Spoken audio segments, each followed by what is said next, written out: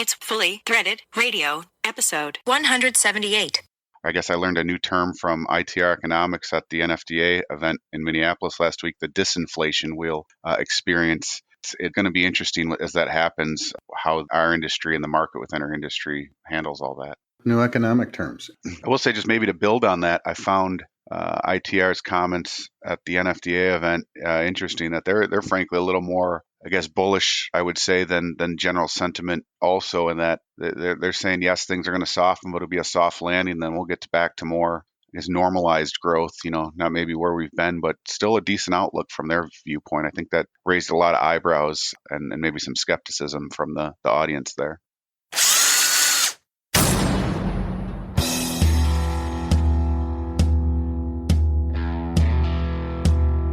It's time for Fully Threaded Radio.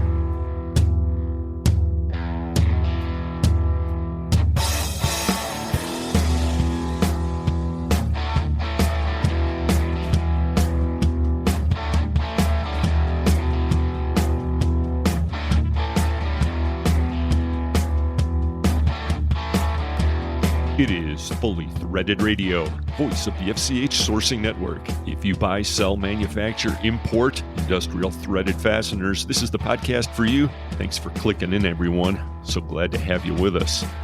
Coming to you from semi-rural Northeast Ohio, Eric Dudas here. And joining us, as always, it's the co-host of Fully Threaded Radio. He's Brian Musker. Hey, man. Hey, how are you? Making the most of the summer, trying to, and you got quite the construction project going on over there, don't you? Oh, God, yeah. Well, we've had a new driveway put in, so my various paths that lead up to it have all got to be lifted up, so I'm lifting up brick pathways and things, so it's all engineering stuff, okay? Exactly what I'm meant for. In between uploads to FCH, You're actually doing real construction too, huh? Right. I'm doing constructive work all over the place, actually. I don't think anyone in the audience will be surprised to hear that. They're doing the same thing, Bri. And it's episode 178 of Fully Threaded Radio. We're putting this one together on July 19th, 2022. Yep. It's our summer heat episode. Had a little fun on this one, everybody. Think you'll really enjoy it. The feature today is a conversation with one of our new friends, Jason Baines of J. Lanfranco. They're the international nut guys that you might not have heard about yet, although they're making a bigger splash in the U.S. market. They've been around for a while, but Jason will explain that whole thing. He's a great guy, lots of fun to talk to. Most recently, we had a chance to hang out with him at the NFDA, and then before that, he was at Fastener Fair. You'll hear all about that. And shuttling around the Fastener Fair with cups of coffee and things, which was sort of useful. Yes, Jason comes through with beverages of all kinds. Again, we'll hear more about that. Many of you are getting ready for Fastener Week, the MWFA's big summer event. And of course, the Rugged Maniac race is connected with that. Brandi Bertoia of INxSQL Software and TJ McFarland of Goebel Fasteners are on this year's Rugged Nuts team. We'll talk with them about how they're prepping for this year's race, do a little sanity check. That'll come up a little bit later on the Fastener News Report. Mike McNulty welcomes NFDA President Nick Ruetz. They'll talk about the latest FDI. Mixed bag this time, Bri. Yep, I noticed. Think people are questioning on how to interpret the results this time around. Nick and Mike take a stab at it. As always, Carmen Vertullo's got the Fastener Training Minute. This time he talks about how you can use technical drawings to improve your fastener transactions. A lot of complexities there. Carmen boils it all down for us.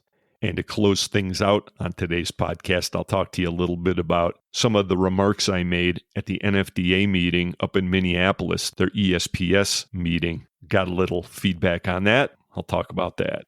Okay. We're very fortunate to have a great lineup of partners that bring you Fully Threaded Radio. Bri, that's your department. Lay it on us. Right. Well, they're friends and sponsors and partners. Good people to work with. The title sponsors of Fully Threaded Radio are Brighton Best International, Goebel Fasteners, and Star Stainless Screw Company. Brighton Best International, tested, tried, and true. Goebel Fasteners, quality the first time. Star Stainless, right off the shelf.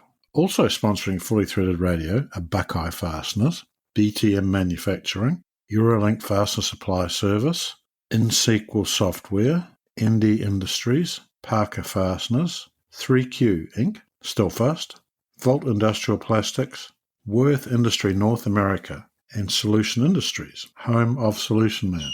We couldn't do it without these sponsors, so you should think of them when you're thinking of fasteners, okay? That's the way you pay them back, right? Good call, Bri. Another good call is check out the latest Link magazine. Just hit the streets. The cover is looking strong with Volt Industrial Plastics. 30 years strong, Bri. Cool. Hardy will be proud of that.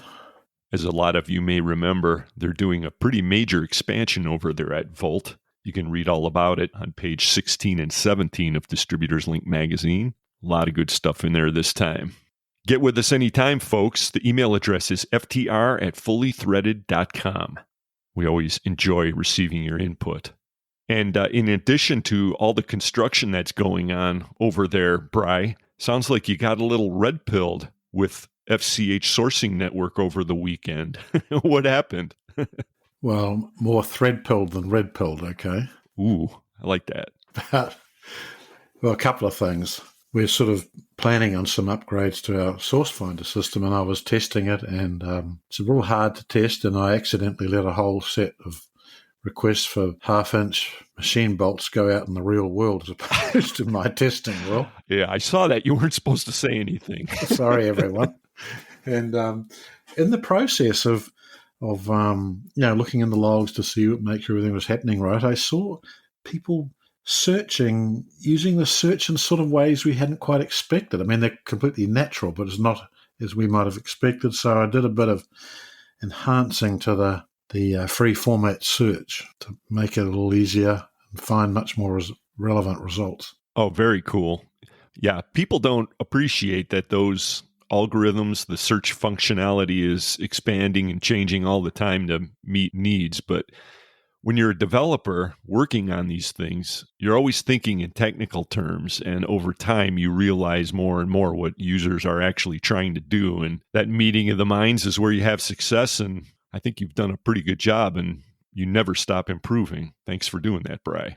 And, an interesting example, go back about 5 or 6 years to a guy who stopped by our booth when we were over at the Fastener Expo in Las Vegas, and it was a guy from Amazon. And he said, why is it that when I type this in, it doesn't always come up with this answer? What Amazon was using that search for was to work out what these items were. This was the guy in charge of fasteners in Amazon, okay? Young guy. I said, well, you could always pay us to tell you what they all are. That wasn't in their plans. Yeah, that's a whole nother story, Bri. That was pretty interesting. Yeah.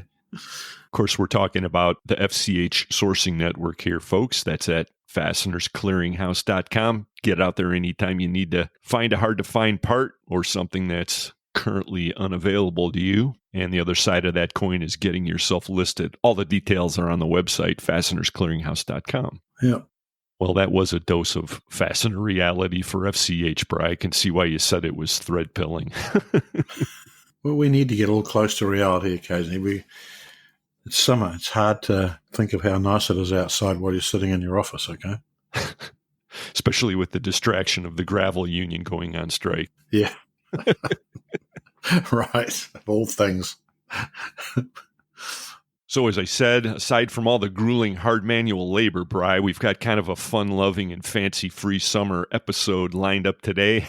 Yeah. We're going to jump into this edition's Fastener Odyssey. And once again, folks, we very much appreciate you listening, sharing the podcast with your friends and associates. Talk to you in just a moment with Jason Baines. It's Fully Threaded Radio. 2 men, 1 server, a fastener dog, and a stunning lack of more lucrative alternatives. It's Fully Threaded Radio.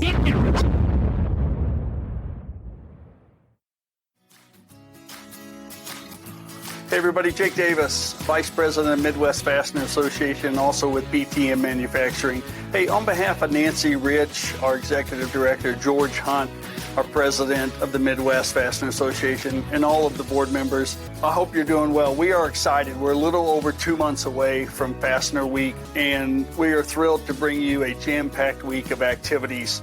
The first one that I kind of want to highlight, Midwest Fastener Association is supporting a bed build with Sleep in Heavenly Peace. We're going to have this build on Sunday, August 21st from 9 a.m. to 1 p.m. It's going to be in Elgin at Stelfast. Really appreciate them hosting. We need volunteers. We need donations. And right now, our minimum goal is at 40 beds. We're real close to that, but we would really like to get closer to 50, 60, even 70 beds. I've been able to participate in 3 of these builds. It's a lot of fun. It's great bonding experience, and we're hoping we can get some of your coworkers out on that Sunday. George Hunt's going to be manning the grill. We'll be supplying lunch at the end. Even if you're able to join us for an hour or two, I don't think it'll take much more than 3.5 hours, depending on how much money we raise and how many beds. So check it out. If you have any questions, feel free to reach out to myself or the board. But this is a great opportunity to start off this week, and it'll just be a great start to a great week with the show, the Fastener Bash, the golf, everything we got going on that week. So we look forward to seeing everybody out, and check it out, get registered, and donate. Thanks for your support.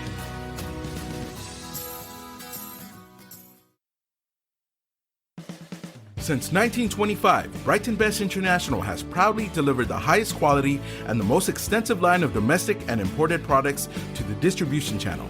BBI has teamed up with Nucor Fasteners to become their principal master distributor of domestically manufactured standard fasteners.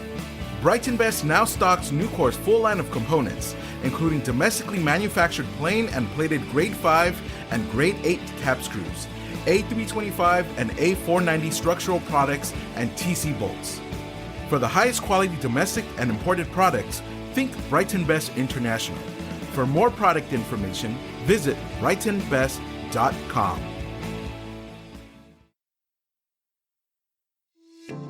Goebel Fasteners has consistently increased its stock inventory in Houston, Texas, as well as focused on developing new, innovative battery-powered cordless tools to improve industry efficiency.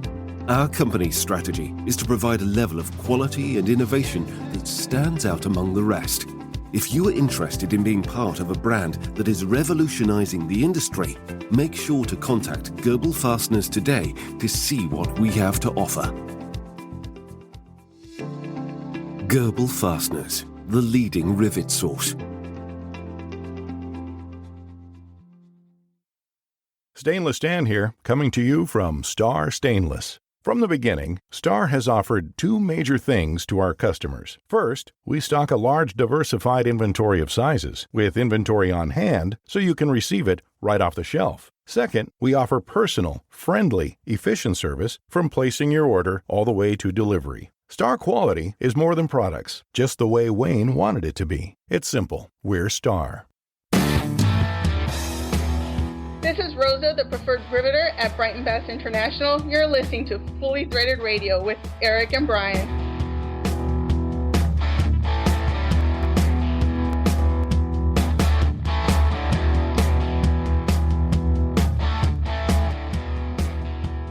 We're running, okay? So here we are, this is Eric with a lake trout. So we were about to leave because it got slow for a long time, and all of a sudden this fish came, and I'd just like to thank the good folks at ND Industries for this fish. They make a quality product, and this is a quality lake trout. Fasteners Clearinghouse really can help anyone, whether they're looking for a hard-to-find fastener product, or, like me right now, you're catching a big fish. It's just a super, super website, and I hope you're all out there whenever the need arises. Thank you, Eric. Get out of our country! It's all right, they're just Canadians. Feels like a pretty good one, Bri. Okay. Oh, here he is. Oops, let's Here have he comes. Oh, he is a big one. Wow.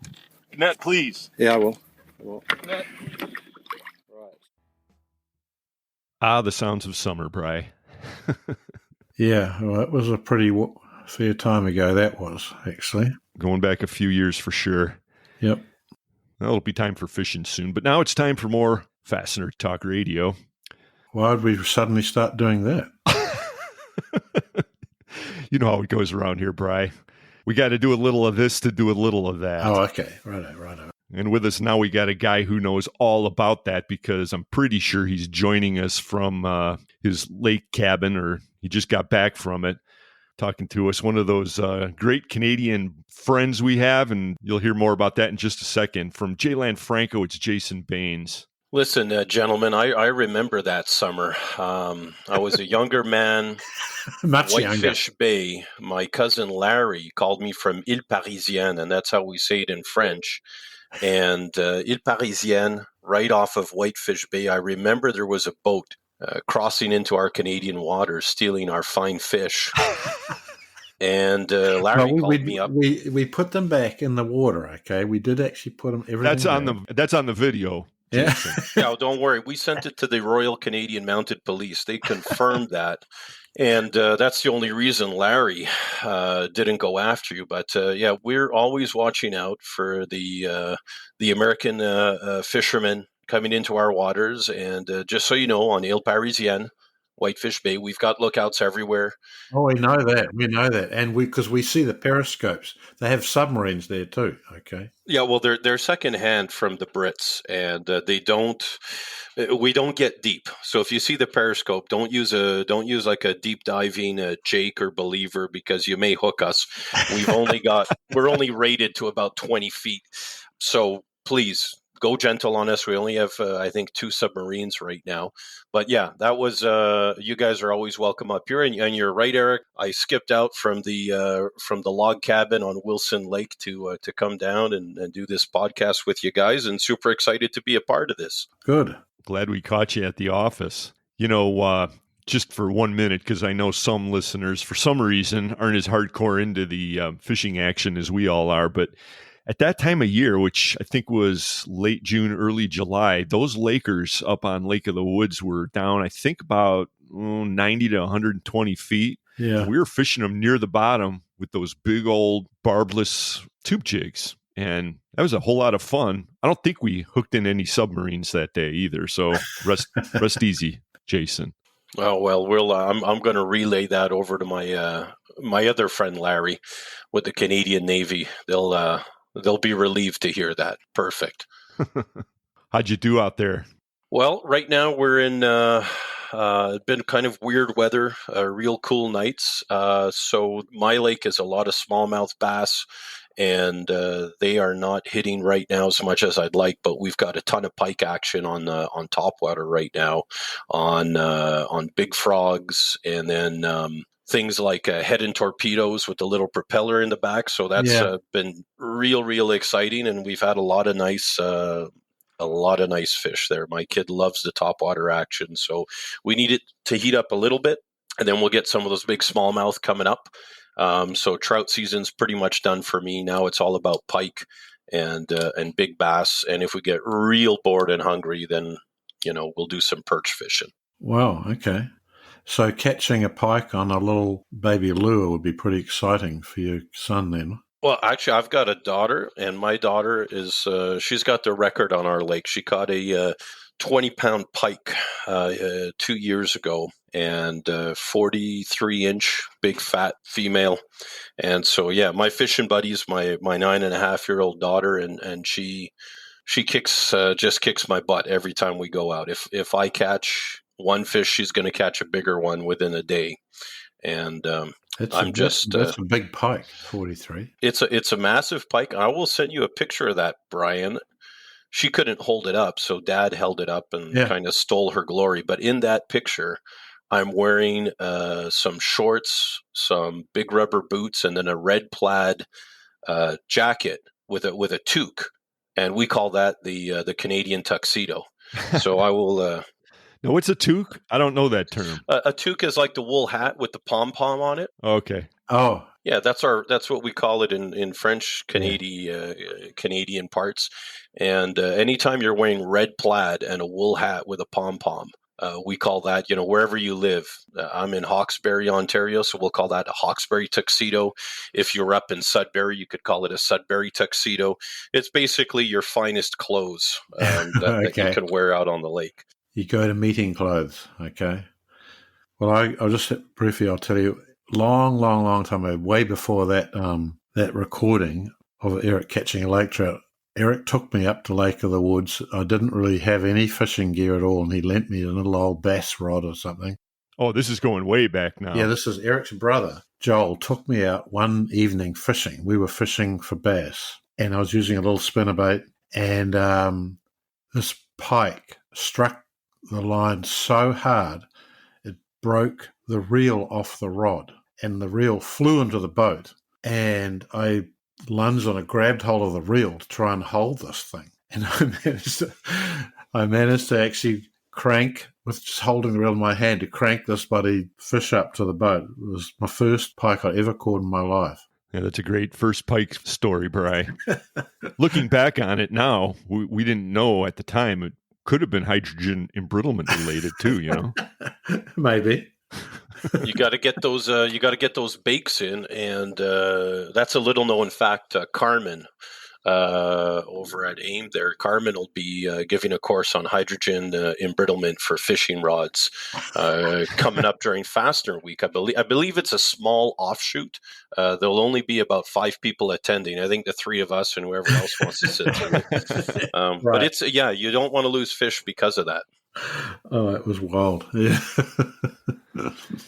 Yeah, you're talking to a real pike master over there, Jason, because we've been muskie fishing together for a lot of years now, and I don't know what it is, but he's always scoring these huge. Yeah, I could send you pictures of 43-inch pike too. Okay, I caught 2 of them one night. Well, this is fantastic. I can get sidetracked by this all day, and I would love nothing more than to exchange these fishing pictures, and maybe what we'll do one day is a home and away series where I'll fly in and we'll have 2 days on the U.S. side, and then we'll do later in the year 2 days up near our office. We're on the Ottawa River, which is we're on one of the stretches of the Ottawa River that is just prolific for muskie and big pike, and we get a lot of 50-inchers every year, and it's just a magical place to fish. So we can call that the fully threaded radio nut cup or something.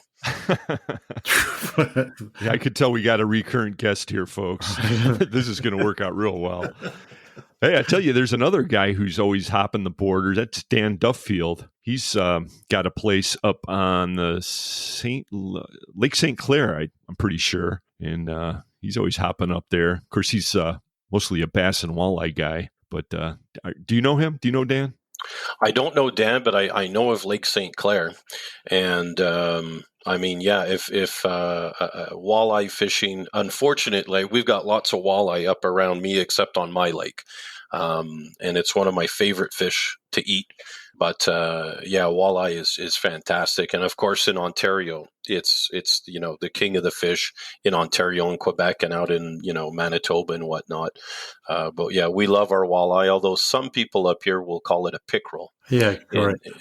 And I've tried to do an outreach program to educate these lost souls, but you cannot save everyone. Also, New York, that's what they call it, a pickerel over there too. It's parts of the US too. Well, we need to get out there and help these souls, Brian. We'll convert them one fisherman at a time or fisherwoman at a time. But these are all. I mean, there's a ton of lakes. We're blessed in North America with prime places, and my hope is that within the Fastener world here and NFDA and things like this, that I identify more and more people who like to fish like you boys, because it's nice to have these distractions from the day to day. And not only nice, it's very important. critically important, Brian. I said, Eric said you were wise, but he didn't. I didn't know you were that wise. You were that wise. I mean, this is what we call real leadership. Yeah, you'll come to know this in a very deep and real way, Jason. I'm glad you're catching on. Right. Well, we're chock full of distractions because, of course, we're talking about the Rugged Maniacs on the podcast today, which I should have mentioned you're also involved in. So that's a cool thing. But we're going to save that conversation. We've got a couple of our teammates coming up a little bit later, Jason, on the podcast today. They'll be talking about that. TJ McFarland of Goebel and Brandi Bertoia of INxSQL. But for now, you mentioned the NFDA a moment ago, and the last time that you and I had a chance to hang out a little bit was at the NFDA, the big ESPS meeting up in Minneapolis. I'd say that was a huge success. It absolutely was. It was my first time attending in person. My introduction to the NFDA and the executive meetings was in 2020 when it was virtual. And we've been a fastener company. We've been in business since 74 and, making lock nuts and all kinds of specialty parts. And we had always been focused on working with a lot of our, end users and whoever their distributors were, whoever was doing VMI for them. And so the NFDA for me, although I've been in the industry basically straight out of school until now for 20 plus years, it was unknown to me, and I was just totally impressed with this virtual event and super excited to get to Minneapolis this year for it to be back in person. And Minneapolis is just an awesome city, and the folks at the NFDA did not disappoint. It was just an incredible experience for me, and one I'm looking forward to being back at next year. Wow, are they paying you to say all this? Well, yeah, it all. I mean, I'll tell you, as you well know, Kelly Charles over at Sems and Specials, she is not the kind of person you say no to, and she was very sneaky. She bought me a drink, and I guess, as I always say, I'm easy, but I'm not cheap. So she bought me a beautiful martini and told me say lots of nice things about the NFDA, and so yeah, that's you got me, Brian. I can be bought. I knew it had to be something like that. Okay. Well, yeah. She Kelly's very.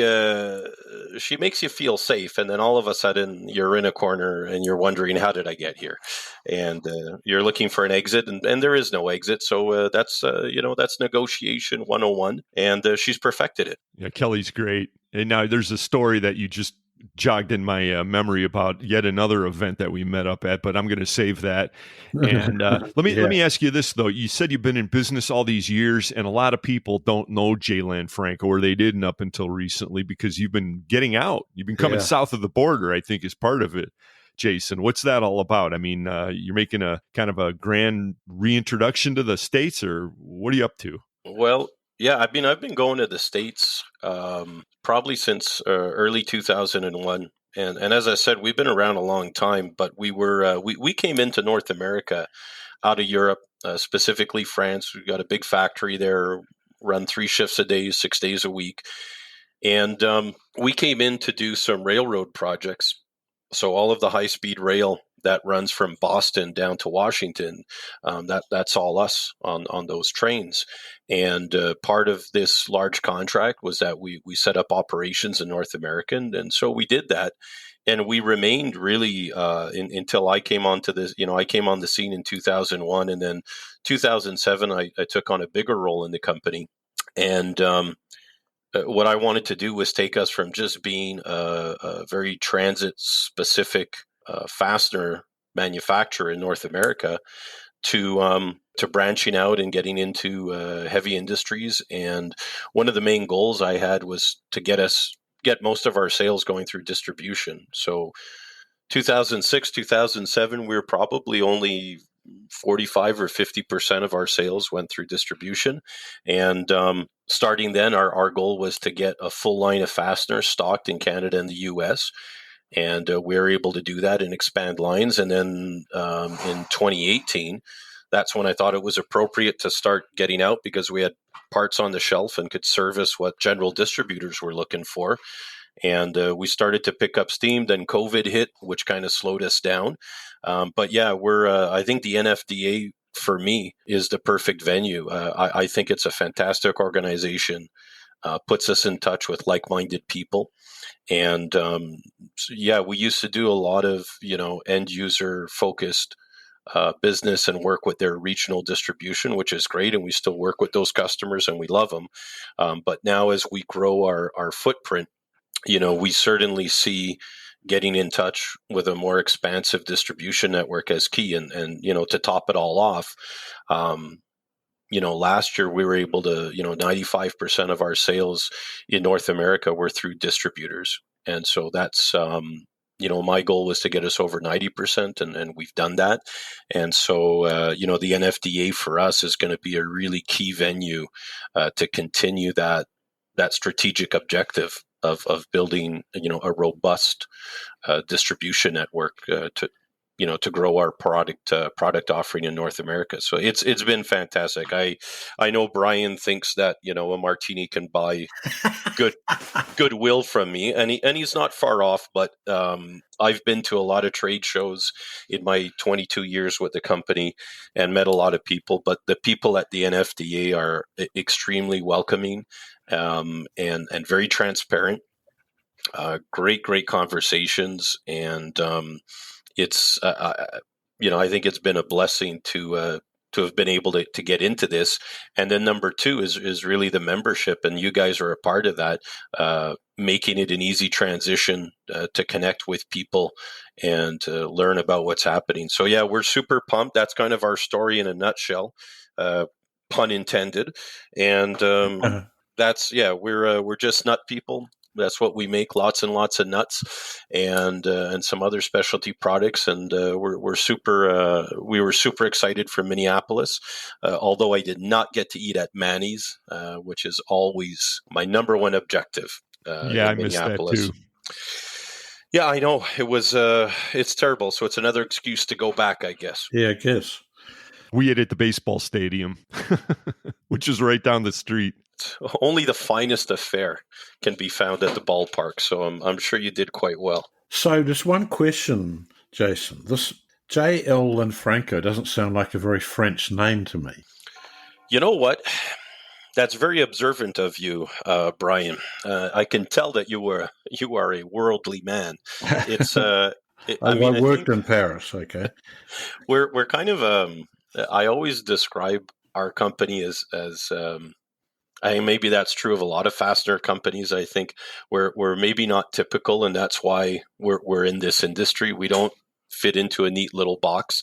The JL is for our founder, Jack Lanfranco. And when I first got hired, I figured, well, we're a French origin company. Jack must be, just been dumbed down, and it's really Jacques. Yeah. Because Jacques would be the French equivalent. And I was corrected by Jack's son, Patrick, who's our current president, and he's been our president since the late 80s. Jack was his actual name, Jack, and Lanfranco is a Northern Italian name. And so the Lanfranco family came in from Northern Italy, I guess, towards the end of World War II or whatnot, and came into France. And that's how, and the name Jack, I've got no idea. Someone must have had too much Chianti or not enough Chianti, or they were watching, I don't know, black and white American films. But Jack Lanfranco is our founder's name. That's his initials on all of the nuts we produce. And they settled in Paris and then got into the fastener business in the early 1970s. And so, it's so as you can imagine, Brian, when you work with a family that is French with Italian roots, there can be days where you need patience. These can be fiery people, and I would not have it any other way, because very, very passionate.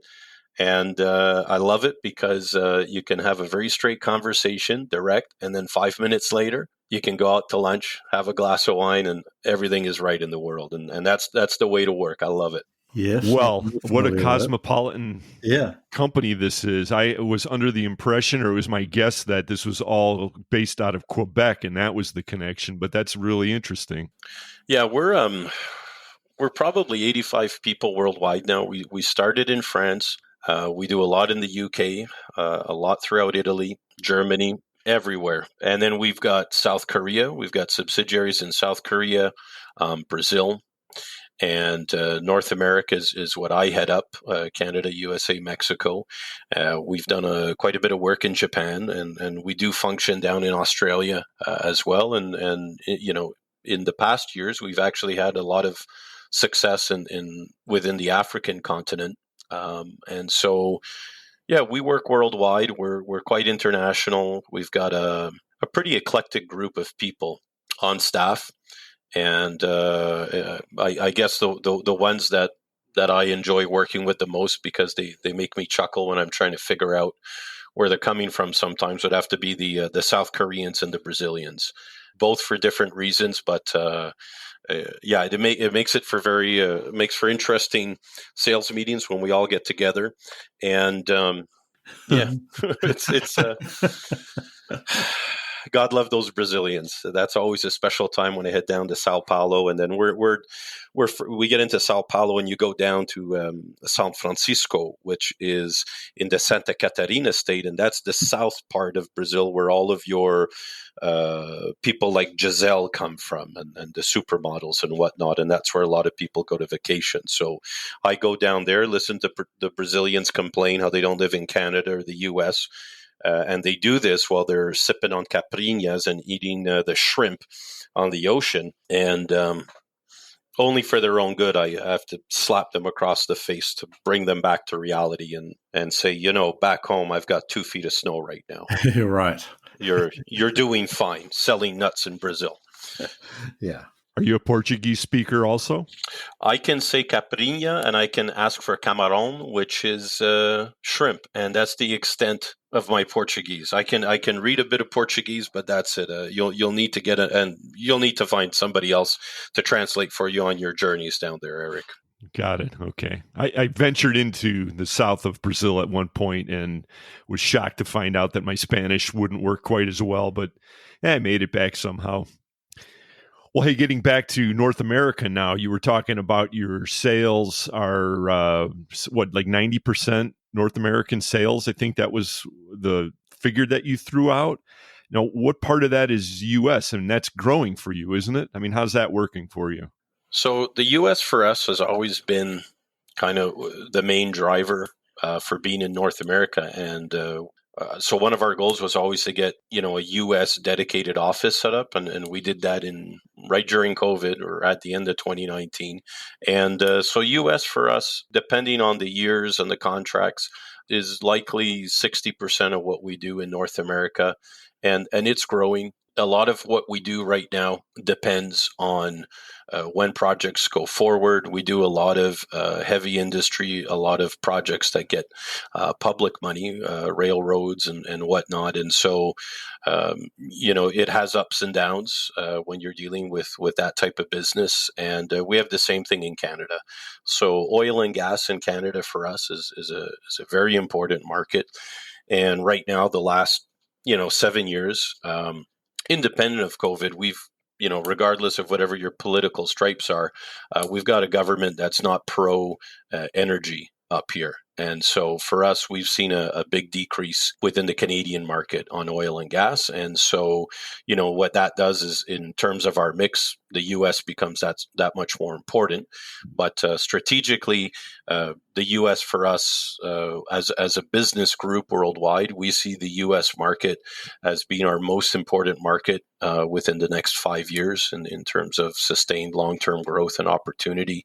Canada, USA are still 2 markets, along with South America, where really you see continued investment and growth in traditional heavy industries, railroad, forestry, mining, energy. And I believe that that's only going to continue to pick up. We've seen what has happened the last few months. I think we had a lot of a lot of need to increase those industries already, but with what's happening over in Ukraine, we're kind of seeing just how susceptible we are to these types of disruptions, and we've got a lot of the resources we need here. And so I think that regardless of politics, we're going to start to see increases in investment and a recognition that we need to bolster the infrastructure we have here. So yeah, we just see the U.S. as being very key along with Canada. I think they're interwoven, and you're going to see a lot more cooperation on energy coming down out of necessity. We've got heavy crude up here. Gulf of Mexico refineries in Louisiana need heavy crude, and not to get too down the rabbit hole, but I think that we'd be much better having the commerce between our two countries rather than Russia or Venezuela or what's in the Middle East. So yeah, U.S. is big for us. It's going to continue to get bigger, and that's why we're set up with JL USA down in Columbia, South Carolina. And just on that note, it was very gracious of Craig Penland not to run me out of the state when I showed up. Well, okay. What's the story? What are you leaving out there? I am always fearful of men with large beards, especially redheaded men with beards. I don't want to get too much into their territory, and so I just, I put forth a request to Mr. Penland. I call him Mr. Penland, and said, "Look, we're just going to get a little office, a little bit of a warehouse there." And, I of course I had to sweeten the deal. So he's coming to an oyster roast with me in November, he and his wife. And, and I pledged that going down, I would cheer for Clemson in return. So I made sure to check with him, do I want to go with the Gamecocks or Clemson? And been instructed to go Clemson. So all right, you're doing your homework, Jason, and well. I could tell you know how to do business. So I think this is going to work out okay. You guys will find a way to make it work. He's a great guy. I got to know him and his wife in Detroit a little bit more, and fantastic people. And we discussed a few things that we have in common, lock nuts, and then also some of the charities we like to get involved with. And fantastic people, and we're happy to have just a small toe in the water down in their great state. Okay, so now you're leading me back to this story that I alluded to a few minutes ago. I think I'm going to set it up for you, Jason, then you fill in the blanks, okay? This was epic. This was one of those Detroit stories that I don't think a lot of people have heard, but man, this was just classic. So many big names involved too. So after the first big day of the show, I'm sitting at dinner. We were just finishing up, and I already knew you a little bit, Jason. I mean, we were doing business a little bit, and we spent a day across from each other at the show and all that. And my phone rings, and I should have said, we saw you at Marty Nolan's Big Bash. What bar was that? Do you remember? That was called the Townhouse, I do believe. Right, yeah. So you were at the Townhouse with about, I don't know, a couple hundred Fastener people. And I believe Fastener Fair had put some money in the pot. I think the MWFA had put some money in the pot. And a few people had put some credit cards down, but a lot of drinks were consumed, put it that way. So I'm sitting at dinner, finishing up with some people. Brian was there, Jackie, some others. I get a text. It's you. You're sitting at the bar. Now, by this time, the party had kind of broken up. Everybody had gone off to their own dinners. And the text says, "Do you know somebody named Nancy R?" So, of course, Nancy Rich is who I'm thinking about, executive director of the MWFA. So I texted you, yeah. Can you get a hold of her? Yeah. What happened, Jason? Well, what happened is, and it ties into Craig in a pretty good way too. Yeah, doesn't it? As I found in my life, regardless of the industry or venue,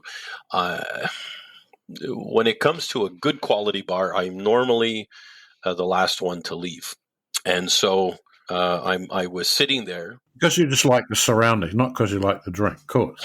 Well, no, I was trying to make friends and understand the dynamics of the revitalization of downtown Detroit. And as an offshoot, there's a great book. I can't remember the gentleman's first name. It's called Detroit, An American Autopsy by Charlie LeDuff. It's a great book about Detroit and what has happened there over the years. If you ever want to read about Detroit, have a look at that book. But I was sitting there at the bar trying to make friends, trying to figure out this story of Detroit. And the bar manager, a young kid, came up to me and said, "Are you with that group of fastener people?" And I said, "Well, I'm in the fastener industry. I'm new here. I was having drinks with them. What can I help you with?" And what had happened is that, and I didn't know who Nancy R. was, or Nancy Rich, but somewhere along the lines, along the night, everyone who had thrown in their credit card, the bar people had given the credit cards back, and they had given Nancy Craig Penland's credit card as well. And so all of the cards are gone now, and the only person at the bar was Craig trying to leave, and they said they were trying to give him the entire bill, and he said, "Well, this isn't going to work here. This is supposed to be a team event." And at that point, I was thinking, do I really want to be part of the Fastener Association when this is how they treat teammates? You mean walk out on them? That's not at all common in this industry. Well, I saw that, and I was worried that Craig, being from the southern U.S., that this could start another conflict between the North and the South, right? And as a Canadian, we're known as peacekeepers. I immediately felt I needed to get involved.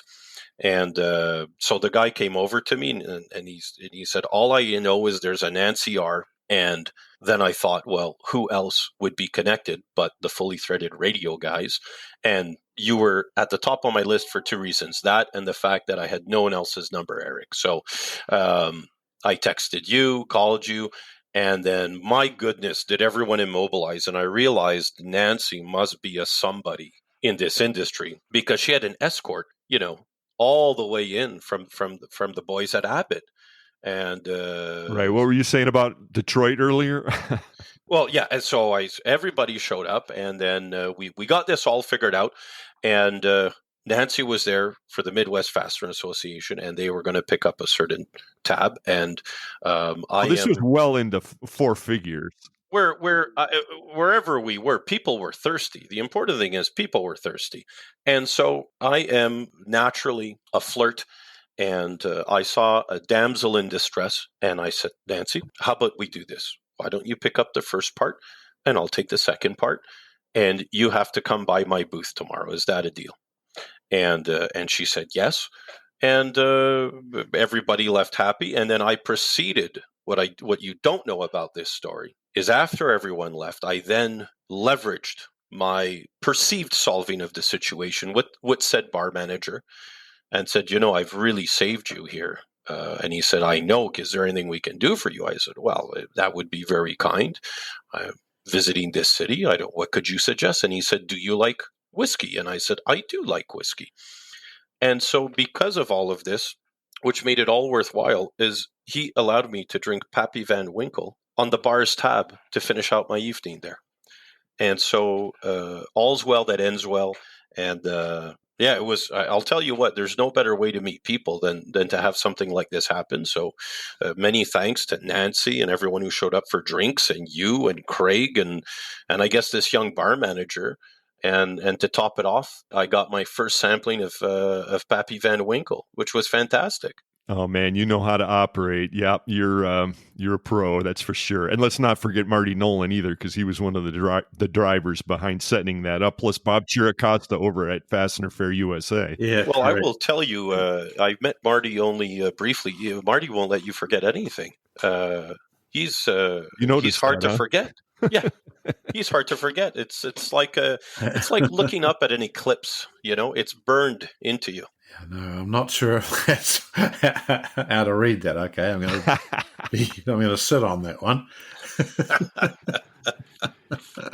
Well, I'm just going to reiterate it because I know you're not a guy who goes around blowing his own horn all the time, but what you did was really unnecessary, and I think it is appreciated, and I'm glad that we had this opportunity to amplify it a little bit, because it was a very kind gesture, and I think you're right. It certainly is a way to win yourself a few conversations, let's say, in the fastener industry. Now, poor Craig, meanwhile, he was sitting there. There was another dimension to this story that his card got shut down, and he really needed that card to be working for the trip. Fortunately, all's well that ends well. But hey, there's another sideline too, right? So you got to know Craig real well, and now you're hanging out with him down at the Clemson game. So man, that's just a great story. I've not yet been invited to a game, but it was all great. And I mean, I've been in this for so long, and I've been, I remember when I would travel on the road,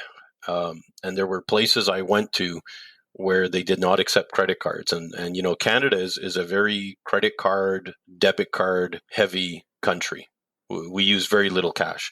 And I can tell you, I've been on trips at different times, ended up in places where I didn't have cash on me, and they didn't take cards. And the people I was with, I've always found this about Americans, and just, very generous people, and everybody always helped me out. I've had people, customers, and different folks and suppliers where I wasn't able to do something, and nobody ever hesitated to help me out. And I've been stuck in places and had people help me out. And so, anytime you can just help folks out, everybody's been so great to me throughout my life. And I think it's just, it's a real trait about doing business in the U.S. I find is the generosity of everybody, generosity of spirit and everything else. So, it was a great time. Fantastic. Wow, I don't know where we go with that one. That's a great story, but I'll just say it this way, Jason Baines, you are with J. Lanfranco. You're making a splash. I guess you're reemerging on the state side, put it that way. We'll be seeing a lot more of you, and the next time we'll be at the Rugged Maniacs and Fastener Week in Chicago. Looking forward to that a lot, man. I'm filled with trepidation. Really? Brian, despite my svelte exterior, yeah, I'm quite sure that no one's going to be carrying as much weight as me. I've just ordered on Amazon some of the top end compression clothing to try and squeeze everything into a smaller package on me and look as trim as Eric does. I don't know. I mean, I hope the two guests you've got coming on that you referenced, Eric, are experienced being stretcher runners in war torn areas, because I may need someone to pull me over the finish line. If we need to throw something or lift something, I'm going to be real happy, and I may even think about doing a light jog in the weeks leading up to this. But that's going to be fantastic. I know there's a whole weekend of things. There's this rugged race, and I'm trying to think what's the name of this team there that we've come up with. Of course, Rugged Nuts. Right. Oh, the Rugged Nuts. How perfect is that for you? Yeah, you're right. If you guys don't mind, I thought it was so perfect. I've scheduled a mobile tattoo artist, and I thought if following the race, we all felt like we were one and akin to one another, we could all get matching tattoos of the Rugged Nuts. And, maybe if I negotiate a 10% discount with them, we can all get a little JL marked on the nuts, right? I know the Abbott guys might not be happy about that, but I'm sure there's a way to figure this out. But I think it's going to be a great thing. There's a whole slew of activities. I know that we're doing that. You mentioned there's something else the day after, but I'm pretty pumped about that, and Fastener Week, and who doesn't love Chicago? Right. Fastener Week's pretty good. Okay. Yeah, it's going to be good. And I'd be surprised if you couldn't tempt a couple of these guys into the tattoo idea too. It was discussed last year, and I don't know if anything ever came of it. There's a few of us that will not be participating in that particular part of it, but, we'll enjoy helping everybody else along if they choose to go that route. But good fun, that's for sure. Well, Jason, we're going to leave it right there, and we're going to look forward to seeing you there, and we're going to hope that you do at least a little training. Right, a little bit. I don't think you're going to need those spanks, because you're not going to be the only guy who doesn't do a lot of training, and that's part of the fun too. Eric, you just every now and then as you're speaking to someone, you can read between the lines and pick stuff up, and the fact that the Spanx brand and reference it specifically tells me a lot about you. And it's almost like you're clairvoyant because I'm right where I got to be, man. Well, as you know, Lanfranco, one of our this is the number one thing I wanted to put out there. But our corporate logo is a squirrel, hugging a nut, and this cute little squirrel has the caption, "I really love my nuts," and we've just teamed up with Spanx to put out a joint product line. Ooh. And we were gonna. You're not saying they're nut huggers.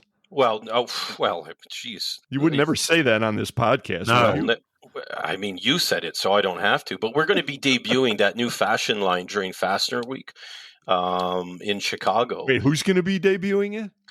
Well, that's you and I are negotiating that. I needed someone who wears a size 32 jeans, and I figured that's you. It's not Brian, and it sure as heck ain't me. So we'll negotiate that as well, and we'll be debuting those new Spanx Lanfranco "I really love my nuts" line come Fastener Week. And in Detroit, I ran out of our hockey pucks with the bottle cap opener, and I'm very excited to say we ran another few hundred, and we're going to bring those to Chicago because that's another hockey town. And we'll have lots of swag, and can't wait to catch up with you boys down there. And if we ever get a fishing lure put together, we'll get you guys to consult on it. Yeah, we're going to have to line you up with a thread shed. Yeah, that's been done, and I think you're going to like it a lot. All right. But that's for another episode, and there will be another episode, Jason. I can tell you that right now. I'll even talk about lock nuts next time, but life's too short for that. Pleasure. We'll see you in Chicago, buddy. All right. Take care, boys. Hey, matey. Jason Baines, Jay Lanfranco. Hey, we'll be back in just a minute with Fully Threaded Radio. Thanks for listening, everyone.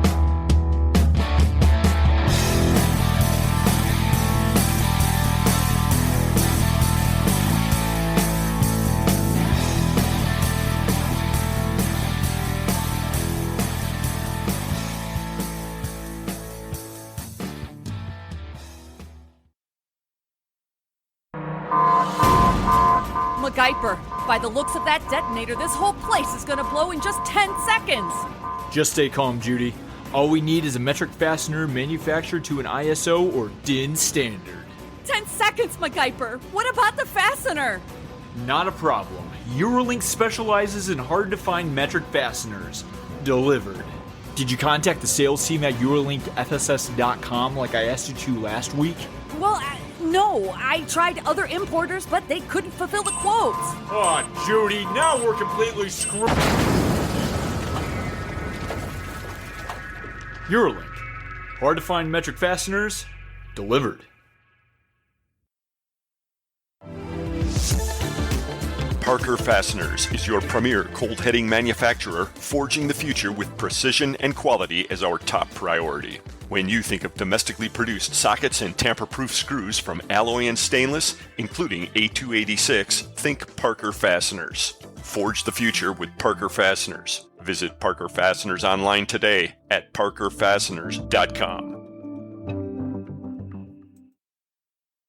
This is Jake Davis with BTM Manufacturing, and for over 50 years, we have been a leading manufacturer of bent wire and threaded products, including U-bolts, single and double end studs, anchor bolts, and many more per-print items. Based in the heart of America, Kansas City, Missouri, BTM supports Fully Threaded Radio because they support our fastener industry. Being a part of FTR is almost as good as a hot cup of industry favorite U-bolt blend coffee. And if you still don't know how good that is, call BTM Manufacturing today and find out for yourself. BTM Manufacturing, commitment to service. This is Nancy Rich of the Midwest Fastener Association. You're listening to Fully Threaded Radio.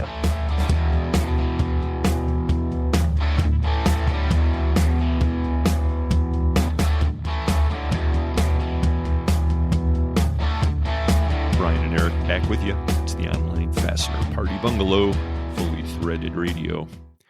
And it's the news segment. Mike McNulty will be coming up momentarily. He's got Nick Ruetz of AIS and the NFDA on with him to talk about the NFDA. That's a lot of letters right there, Bri. Yeah, I know. Yeah, you're specializing in these, okay?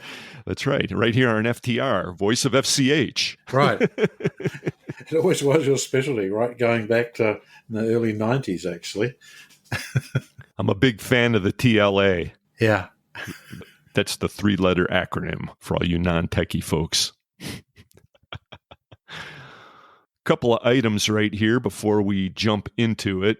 First of all, the Fastener News Report is brought to us today by Volt Industrial Plastics, and the title sponsors of Fully Threaded Radio are Bright & Best International, Star Stainless Screw Company, and Goebel Fasteners. Checking out the Fastener News Desk, Bri, this one came through, I think it was LinkedIn recently. There was a really interesting story on something that I seem to be mesmerized by.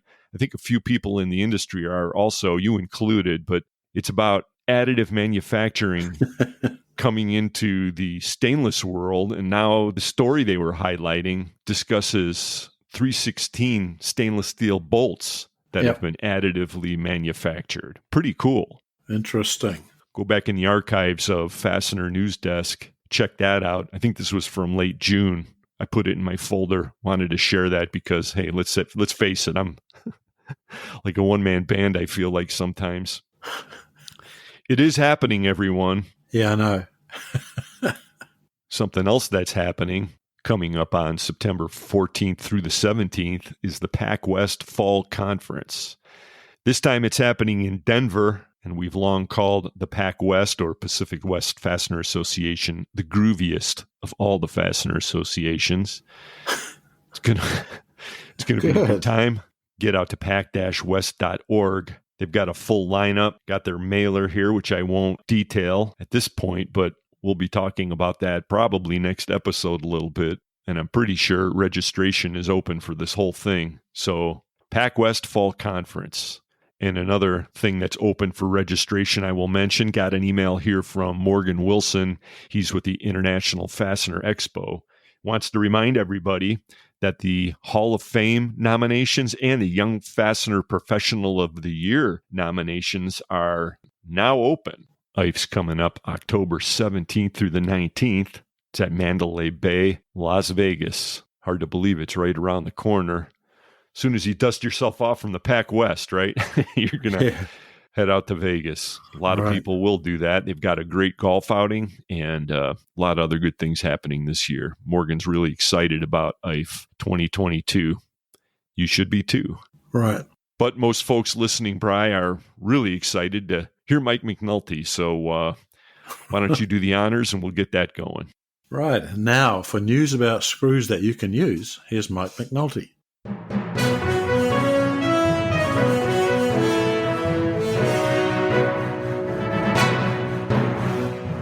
Thanks, Eric and Brian. This is Mike McNulty from Fastener Technology International Magazine, bringing you the Fastener News Report, which is sponsored by Volt Industrial Plastics, makers of the world's finest plastic fasteners. On the 4th of July weekend, my wife and I celebrated America the Awesome by visiting PNC Park in Pittsburgh to see the Pirates, also known as the Bucks or Buccos, beat the Milwaukee Brewers, also known as the Brew Crew.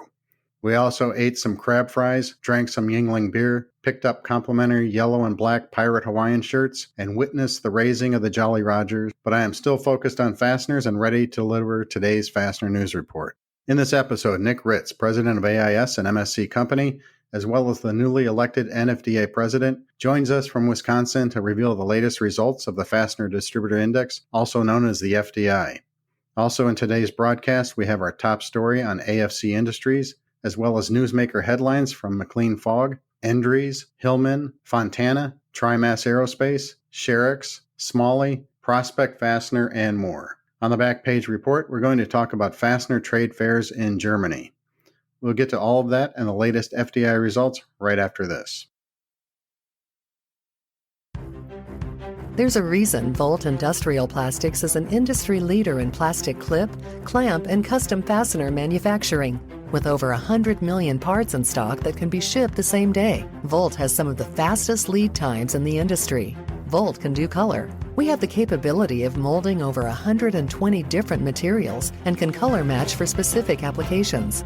You need it? We can build it. At Volt, we have state-of-the-art technology to build prototypes to customer specs. And although some companies provide similar products, we offer customer service that's second to none, setting us apart from our competition. And now available, Volt's new light-duty cable clamps. With maximum diameters ranging from 3/16 to a ½ inch, these clamps are ideal for hard-to-reach spaces, electronics, and finish work. They prevent corrosion with metal tubing, and with plastic tubing, they won't bind or warp, preventing leaks while maintaining the flow of liquids. Volt Industrial Plastics, the finest, fastest plastic fasteners in the world. Visit us at voltplastics.com. Since 1905, Buckeye Fasteners and the Ohio Nut and Bolt Company have been supplying the world with high-quality fasteners. Our standard product lines include weld fasteners, braided weld screws, leg levelers, self-clinching hardware, clevis pins, rivet nuts, and various other fastener lines, allowing us to support virtually all types of industries. BuckeyeFasteners.com. Buckeye Fasteners, more than just weld. Stainless Dan here, coming to you from Star Stainless. Star quality is more than products, just the way Wayne wanted it to be. It's simple. We're Star.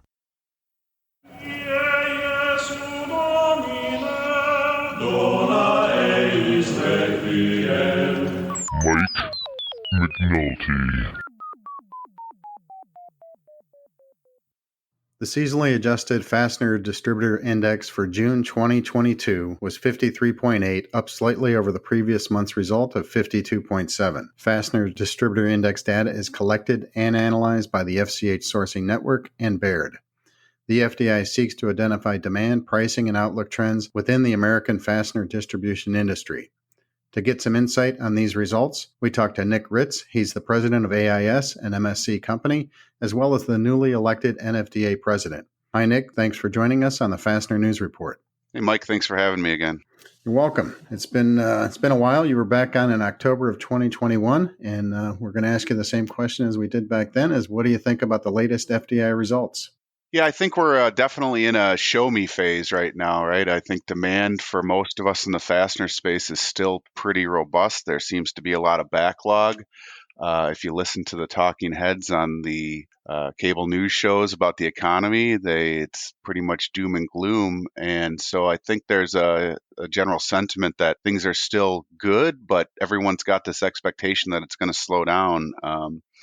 And I don't know, I guess I'm a little bit on the more bullish side here, that I think we're going to be okay for a little while longer. But, we've had such rapid growth over the last couple of years coming out of COVID that a slowdown to 8 or 10% growth is going to feel like things got really slow. When, a few years ago, anybody would pray for 8 or 10% growth. You know what right, I mean? Exactly. It's still pretty darn good. And lots of orders still in the pipeline. That's right. Yeah, I think there's just tremendous backlog out there still. Well, the sales number rebounded in June versus May, but the forward-looking indicator, also known as the FLI, dropped to 51.5. That's down from 55.4 last month.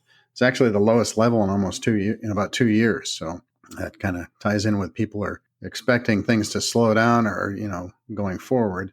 And then the 6-month outlook was the most pessimistic I can remember. Well, actually, the most pessimistic since April of 2020. We had 27% of the people expecting results to be better 6 months down the road, and you might be in that group. 33% expecting it to be about the same, and 39%, which was the highest percentage, expecting things to be worse 6 months from now. So that's the first time that's happened since April 2022, where the negative expectations were higher than the positive expectations. Yeah, and again, I think worse is relative, right? Worse to rapid growth can still mean growth. So we'll see where things go. I don't see it shooting up necessarily, and the economy continuing to necessarily get better. But my personal outlook is that it's not going to come to a grinding halt, I guess, by any means. We're definitely in a mode that's kind of unique, where everybody's doing really well, has lots of sales growth and lots of orders and lots of delivery, long delivery times, and then we have high inflation and lots of doom and gloom, like you say in the general press, and it's kind of a unique combination. Low unemployment, and so I'll be interested to see how things play out in the next few years. Yeah, I agree. I think, like always, if any of us had a crystal ball, we wouldn't be working too much longer. So that's right. Reminds me of and I might have mentioned this before on the podcast, of the Wall Street Journal used to do a thing where experts would pick a bag of stocks, and then they'd also have a dartboard pick, and the dartboard usually beat the experts. So That's a good point. That's good. Always think about that. Okay, let's move on. On pricing, we had the pricing indices actually moderating some, but they're still at elevated levels, especially one of them in the 90% range. And respondents noted some softening to commodity prices and some improvements in material shortages and lead times. Are you seeing the same thing? Yeah, we've certainly seen modest decline in material prices, raw material prices, looking at the indexes. I think the dollar strengthening is also helping offset some of the cost overseas as you look at what's happening, particularly in the fastener industry, to the Taiwanese dollar and and in China.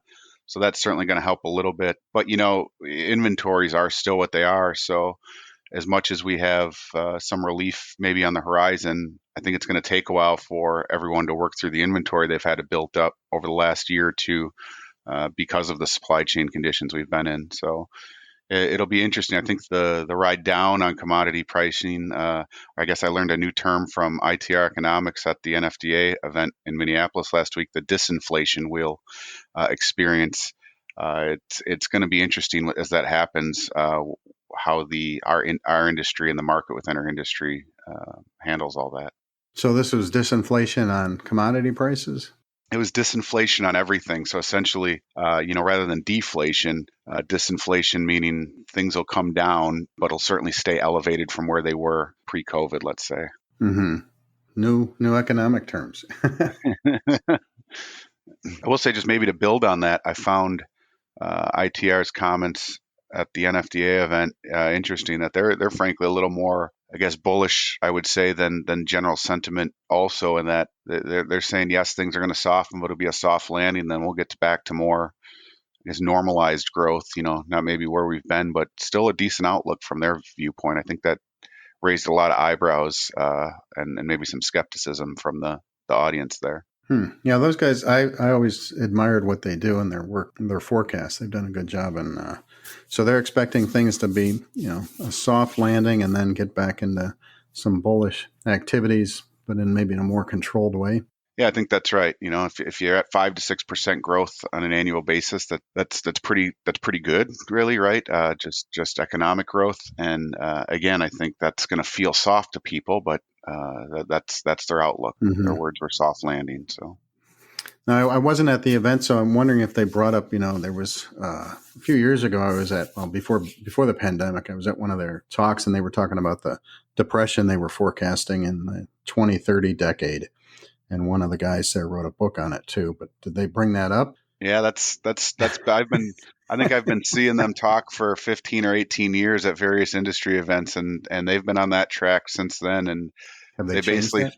No, they did and they said, and in their point, we're past the point of no return. They said, if anything, it hasn't brought forward when they're predicting it'll happen, but they said the impacts of COVID and government spending and worse, the likes of it, you're sort of past the no return in their viewpoint. So it's really interesting. They go through this, things are good until they're not, and then they're really bad. They're really bad, right?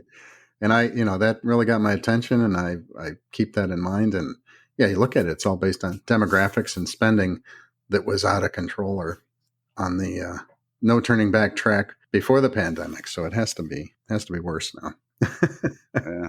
But we can weather that storm too, I guess. So we're getting off track, but I just thought I'd ask since you were at the presentation. Moving back to the FDI, it says we've also got, in conclusion, Baird believes that growth and overall market conditions in June remain solid, but see potential signs of decelerating growth. But again, that's that term, decelerating growth, not decline, in the second half of the year. And this was the 51 straight month of growth that recorded by the FDI. So still in a good streak. Let's move on to the comments, and I'm going to go through and just kind of read some of these comments here that respondents put in, and you're welcome to add into that as we go through it. June commentary was almost completely positive. Many participants recorded record sales, despite the economic headwinds that seem to be coming on the horizon. One respondent said, quote, June 22 was our largest sales month in history, unquote. And then many respondents expected weakening customer demand. One participant said, quote, customer demand is okay for now, but it's trending softer, end quote. Another added, the growth rate acceleration is expected to be slower in Q3 and beyond. And then people touched on their opinions on whether they thought a recession was going to come this year or not. And most are expecting slow growth, but not everyone expecting a recession. And what do you? I think you've already shown your hand. You don't expect a recession. And yeah, I guess it depends. Look, depending on what sector you're in, I guess I'm speaking mostly from the manufacturing and fastener space. Certainly, there's probably other parts of the economy that are being hit much harder, and they're probably feeling things differently than we are. Whether we hit a technical recession or not, I'm not as concerned about that as much as what I'm concerned happens in the manufacturing environment for our business. And again, you're right. I just see so much backlog still. You look at where automotive builds are trending. You look at what's going on with aerospace. There's still a lot of demand out there. And I think it's just going to take a while to catch up. And so I think about that term soft landing. I really spent some time thinking about it after listening to ITR. And if things slow down, that's going to give everyone a chance to maybe catch up on that backlog, right? And get some of those components they've been waiting on to further their builds. And then as we come out of that, when things start improving, then it's sort of that back to normal. So it makes sense, the reasons that would happen, particularly in the manufacturing sector. But look, if you're in energy or other places, you can see every day what's going on within reports through Wall Street and things that some areas are getting hit harder than others. But I think by and large, manufacturing's still doing pretty well. So yeah, under the radar and still making things and building things. And I think there's definitely, in the stock market, there's definitely corrections and recessions going on or coming, as well as in housing, things that have been overly inflated. So fine to bring that back to earth. I think the inflation numbers, I think I saw 9.1% came out yesterday, they said. And I think if you're in this business, you've been sitting there laughing a little bit. Go back 6-9 months ago when inflation was, or maybe a year ago, I guess, when generally the inflation reports that were coming out were at 2-3%. And you heard, again, the Fed or talking heads saying that they thought it was going to be transitory and short-lived. And we're all sitting here seeing what was going on in our industry, kind of laughing. And we're at such the front end of the supply chain on the fastener business and sort of the direct material and component side. And it just sort of laughed, and you could see what was coming. And as much as things like energy and things are driving that inflationary number too, I think, at least from my viewpoint, and I think you'd ask most in our industry, we were probably chuckling going, it's not getting better anytime soon. And so maybe, I guess where I go with that is maybe manufacturing and then us distributors that provide to manufacturing, we're not as shocked as these numbers that we're seeing now for the broader economy, because we've been living it for well over a year. Exactly. Right. So you've gotten used to the storm. Yeah. Used to the weather. It's like normal now, Yeah, right. Right. Like putting in those Wisconsin winters, you put on the jackets and you're used to the winter in the middle of the year. So yeah, you mentioned pricing, and here's another quote on pricing. Commodities pricing softened this month. Scrap at $760 a ton for June and $600 a ton for July. Freight costs are coming down, but still much higher than pre-pandemic levels, and continued inflationary pressure in costs due to inputs other than materials. And then finally, we had a comment about related to material shortages and delivery. One participated noted material shortages are starting to stabilize. However, tooling availability has become a major issue. Lead times continue to increase, but that is not affecting incoming sales at all. As a distributor, you probably aren't affected by the tooling factor too much, are you? No, we're not. You're right. But I agree in that other standpoint. I think as much as we got used to inflation, maybe on the purely the material and on our purchase, on our cost of goods side, certainly we've seen increases in every other area now. And, again, this is where I talk about as things come down, at least from a raw material standpoint, it'll be interesting because, we're having to I think the industry's having to make adjustments now for things like fuel and labor and packaging and, again, talked about energy costs. So things for plating and heat treating and all those things are starting to drive different cost variables now. So, I think when we were talking to customers, anyone in this industry was talking to customers the last 12 months, 18 months or so, you were talking to them about what was going on with material and freight. And so as that quote you referenced said, well, freight's coming down and material softening, all those other inputs are not allowing them not only to come down, but in a lot of cases actually expanding them a little bit, or expanding cost a little bit, total cost. So just different kinds of inflation coming at us now. Yeah, it's definitely here for a little while. Okay, and the last comment we had from one of the respondents was, quote, inventory is starting to arrive earlier than previously expected, while customers are starting to ask for pushed out delivery. Yeah, I think certainly we've seen that too, where lead times have come down just a bit.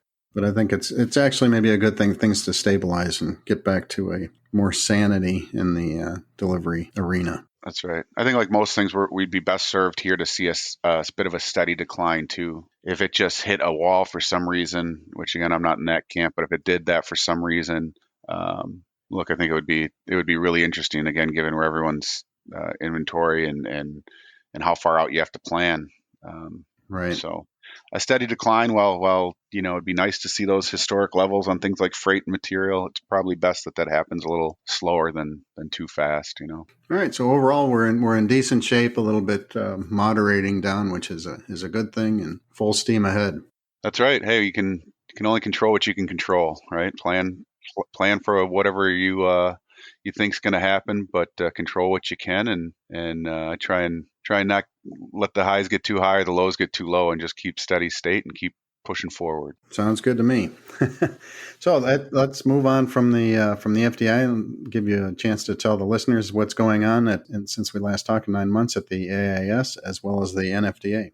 Yeah, appreciate it. So within AIS, again, things are going really well. We continue to expand across the country here using our parent company at MSC as the catalyst for that. They're great in giving us investment and room to expand and ways to expand through their sales force and their customer base.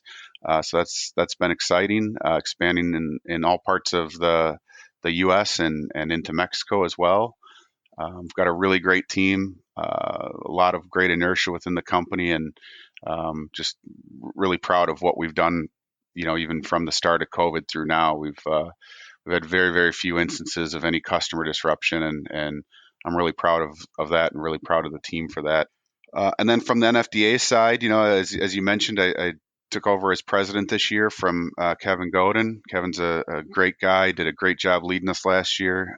It's been nice to get to know him, and happy to have Jim Dengen from SW Anderson as vice president this year, and Mike Robinson took over the associate chair from Vertex, which is part of Bright and Best there, and the whole board is great. I'm really excited of things we're going to do, and then also the Young Fastener Professional Group that operates with us, also the YFP group.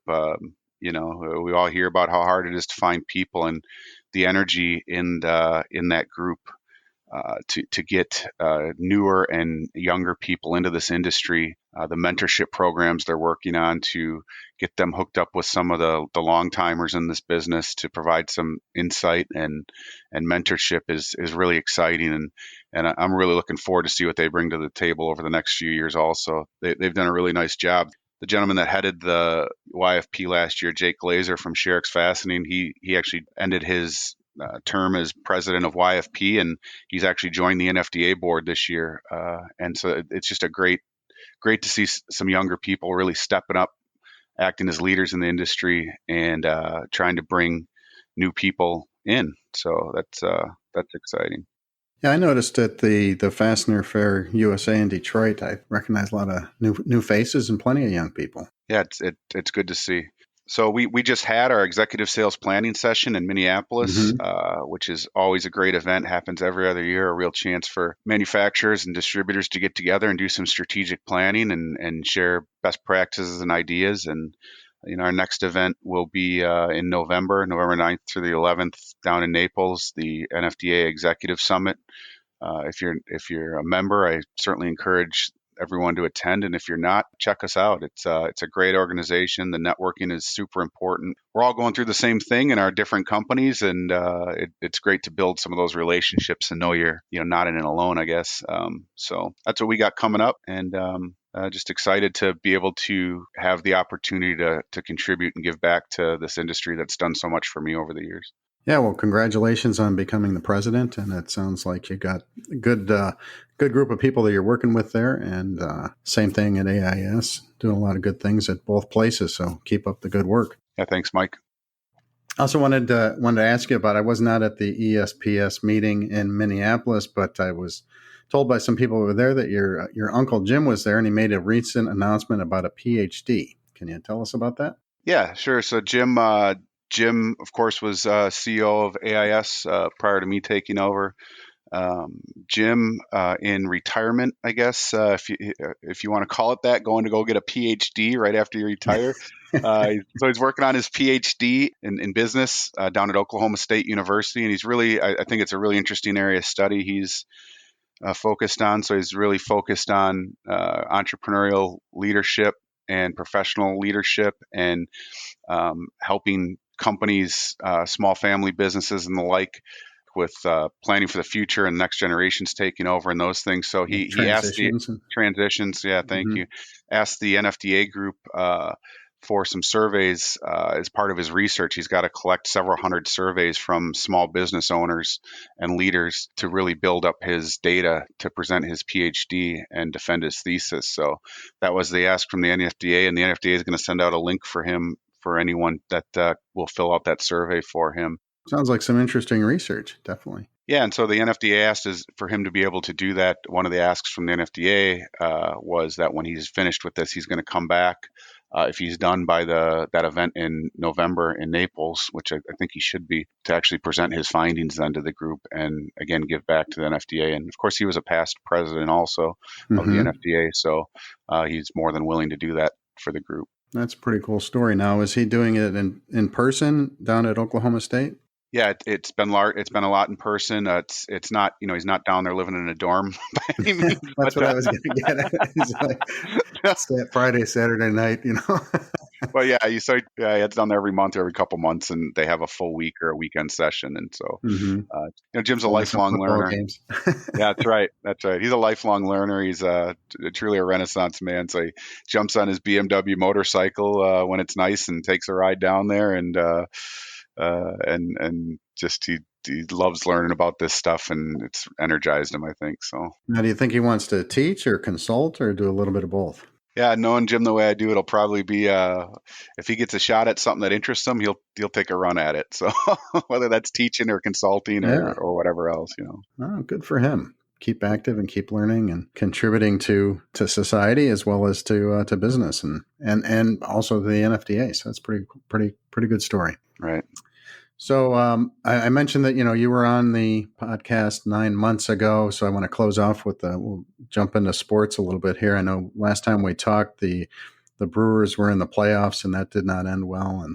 And and they're in first place right now. And so what's going on sports wise with you? Yeah, the Brewers are playing well. I think one of the things maybe we talked about last time is you might not make every championship game or win every championship game. The Bucks kind of let us down here this year, but heck, if we can have, we got three major sports teams in Wisconsin between the Brewers, Bucks, and Packers, and to have all three of those teams becoming competitive and expecting them all to make the playoffs every year, that's a great place to be. You can either be there or, won't bring up any other teams and ruffle any feathers, or you can be on the other side where you're kind of hoping for a win every season or something. So exciting team, great coaches, great front office, and it's for a relatively medium-sized cities and mid-sized state. It's exciting to see what they've done with smaller payrolls and really grown these teams. Yeah, you're definitely in a good spot as a sports fan. And as an anecdote, I was in downtown Milwaukee in May, and I was in the Miller Time pub underneath one of the hotels there, and the Bucks were playing Boston. And I know things didn't end well in that series, but they made some kind of a miraculous comeback, and the place was going crazy. So it was a lot of fun. Yeah, I think I was at that game. I actually took I took my wife. My birthdays are both in May, and my daughter graduated 8th grade, so we kind of did a combined present, and I bought us all tickets, and I think it was that game that they were down quite a bit, came back, like 10 points or something. Yeah, and then there was almost a tip in right at the end by the Celtics, but it left his hand after the light was on, so that was exciting. And in the Miller Time pub, there was a bartender there who looked like he could play for the Packers. and he was going crazy. There's a lot of us built like that in Wisconsin, though. You got to stay warm in the winter, you know? Yeah. So it's pretty good. Well, good luck to the Bucks are done, but good luck to the Brewers and the Packers this year. Yeah. Thanks, Mike. Okay. Well, anyways, thanks for coming on. It's good to talk to you again, and we look forward to having you on the program again in the future. Yeah, you bet. Thanks for having me again. I enjoy it. You're welcome. That was Nick Ruetz. He's the president of AIS, an MSC company, as well as the newly elected NFDA president. The FDI number for June was 53.8 versus 52.7 in May. Visit FDIsurvey.com to participate in the process and get a detailed PDF copy of Baird's monthly analysis. Now for today's top story. AFC Industries has acquired TFC Limited, one of Europe's leading suppliers of industrial fastening products and services, supplying customers via a network of UK and European locations. TFC offers customized VMI product solutions and engineering and design consultation for a wide range of industrial markets. TFC will continue to be led by Morgan Burgoyne and the current TFC management team as the new AFC European Business Unit. AFC CEO Kevin Godin reports, quote, "We have been looking for some time to be able to better support customers in Europe, but it was crucial to find the right team who shared AFC's values and bias for execution. We recognized in TFC a similar commitment to customer service, team culture, and execution that have been central to AFC's success. We are excited to have Morgan and his team join AFC in supporting them in their continued growth," end quote. TFC CEO Morgan Burgoyne added, quote, "AFC was a natural fit for us. With a shared vision and AFC support, TFC will be well positioned to further strengthen its support of existing customers and expand into new regions and markets," end quote. AFC Industries provides supply chain management solutions for fasteners, tooling and assembly components to OEMs, assembly plants, and other users of these products. Supply solutions include vendor-managed inventory, stock and release programs, light assembly, private labeling. AFC supports a diverse base of manufacturers across a broad range of industries, and it has a proven track record of helping manufacturers and assemblers. The terms of the acquisition were not disclosed.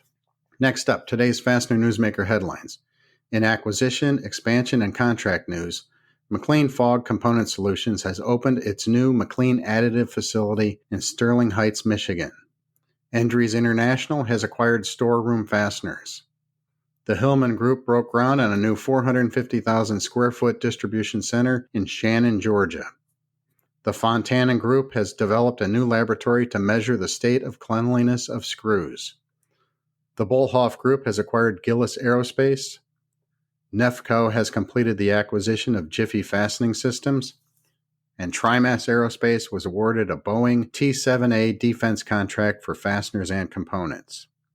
In personnel and representation news, Jeff Leiter of Rottwasher Manufacturing and Gene Simpson of Semblex Corporation were elected as IFI board chairman and vice chairman, respectively. Sherrick Fastening Solutions announced that Bud Sales Company is now a Sherrick sales representative in Texas, Oklahoma, Arkansas, and Louisiana. Wesco announced the retirement of Theodore Dosch, Executive Vice President and Strategy and Chief Transformation Officer, effective August 5th of this year. And Nick Ruetz of AIS has been elected to the 2022-2023 President of the NFDA, while Jim Degnan of S.W. Anderson will serve as Vice President, Mike Robinson of Vertex Distribution will serve as Associate Chair, and Kevin Godin of AFC Industries will serve as the immediate past President. In 2022 milestones, Smalley Europe is celebrating 20 years. Lehman's Manufacturing and Service is now 75 years old. Wesco is commemorating its 100th year. And Prospect Fastener is celebrating 40 years of business. You can get details on all of these stories and more in Fastener Technology International magazine and the Fastener News Report monthly newsletter, both available online at fastenertech.com. Now let's turn to the back page to talk about Fastener trade fairs in Germany. After a 4-year hiatus, I made the long-anticipated return trip to Dusseldorf, Germany, to attend the Wire 2022 trade fair, which included a relatively modest section of more than 100 exhibitors of fastener-making machines, materials, and accessories. The balance of the show was targeted towards wire, cable, and wire product manufacturers. I've talked about this show in past editions of the Fastener News Report, but this trip was a welcome reminder to me of the excellent quality of exhibits, as well as the greatness of Germany as a trade fair host country. I have been attending trade shows for the fastener industry for nearly 3 decades, and I love lots of American trade shows, but the fastener section of Wire Dusseldorf is hands down the best place on earth to see the latest technology and world-class suppliers of products and services for making all types of mechanical fasteners and precision form parts. And Dusseldorf is one of the great trade fair host cities in the world. If you're interested in fastener manufacturing, I suggest you check out our review of the show in the August-September 2022 issue of Fastener Technology International magazine and give some serious thought on attending or sending some of your employees to the next edition of the Dusseldorf show taking place in April of 2024. You can check out the show website at wire-tradefair.com. And if you trend more to distributing, designing, or using fasteners, I can suggest another fastener German-based trade fair, Fastener Fair Global, which will be staged in Stuttgart in March of 2023. This is a massive show with impressive exhibits, and Stuttgart is another great exhibition city. This show was last held in 2019 under the name Fastener Fair Stuttgart, and I am confident that a trip in 2023 would definitely be worthwhile for people that are focused on fasteners and interested in experiencing a European-style trade fair. Visit FastenerFairGlobal.com for details. And based on recent airport baggage struggles, you might want to travel with carry-on bags only. This has been Mike McNulty of Fastener Technology International bringing you the Fastener News Report. Please send your news, pictures, comments, corrections, or complaints to me at mcnulty@fastenertech.com. The sky, and all day long we polish on the eye to keep it clean and shiny so it brightens up the sky. Rubbing it here and scrubbing it there, polishing the eye so high in the air. As we work, we sing a lively tune. It is great to be so happy on a busy afternoon. And when we're through with the day's only chore, we go into the eye and we close the door. Stelfast customers say it all. Tim Melanson with National Bolt and Industrial Supply out of Fort Worth, Texas. Oh, yeah, I like working with Stelfast. And I like the team at Stelfast. They're dependable, knowledgeable, friendly. The team is. Yeah, I like working with Stelfast. For service you deserve and people you trust, it's Stelfast.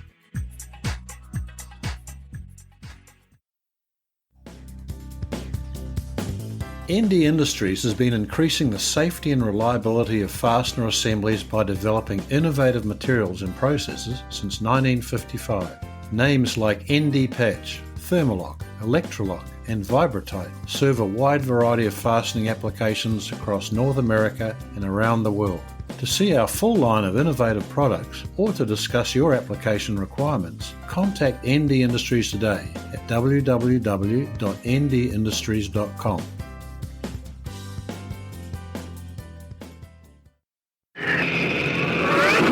Solution Man, Ken. Solution Man, you're my fastener hero. Just doing my job, ma'am. SOLUTION, SOLUTION. Solution Industry. We are Solution.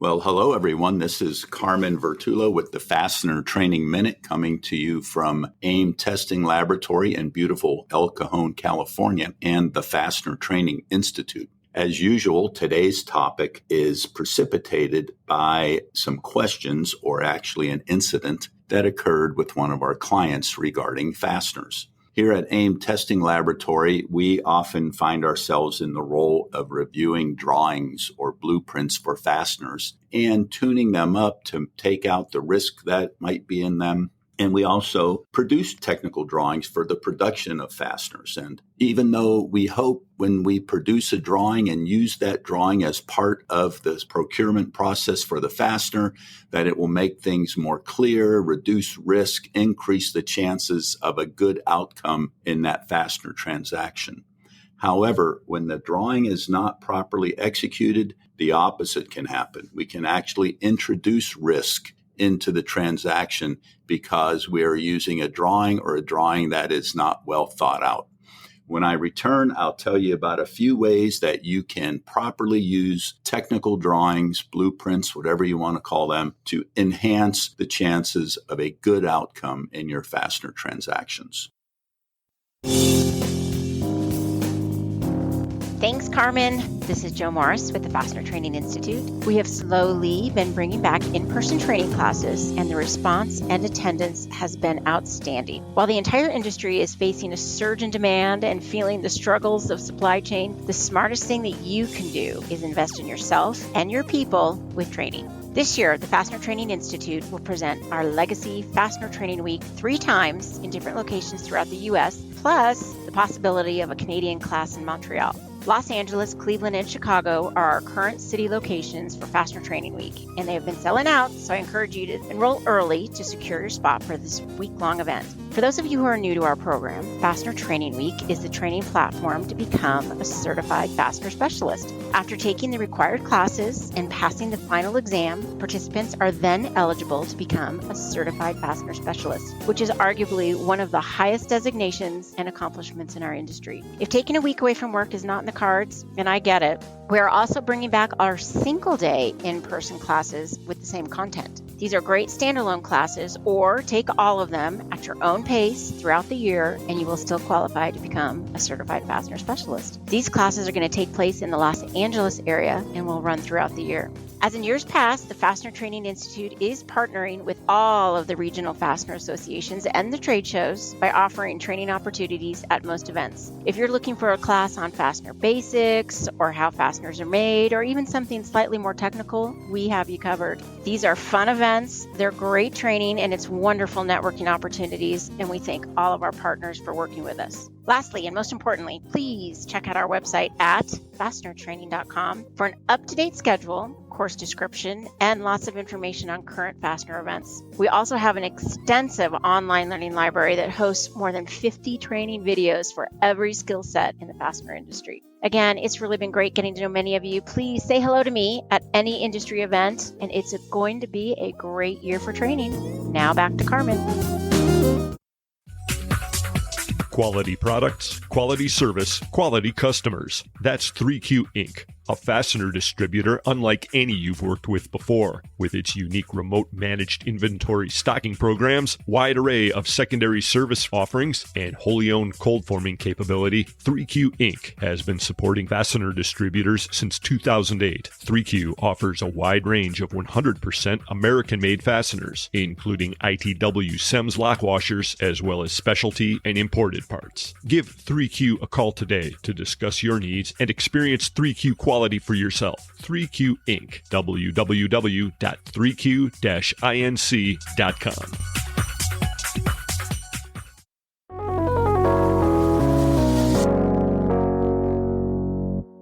Well, welcome back, everybody. This is Carmen Vertullo with the Fastener Training Minute, continuing on about drawings. Now, I think because I'm a manufacturing engineer and I have some training in the area of documentation and drawings, I just love fastener drawings. They're relatively simple. There's not too much information. Most people, even if you don't have an understanding of engineering principles, they're readable. They help us understand what's going on in the use and or the production of the fastener. So notice I said the use or the production. In my experience, making hundreds, maybe thousands of fastener drawings for my clients, I see them fall into 2 categories. One category of drawing is one where it simply describes the product.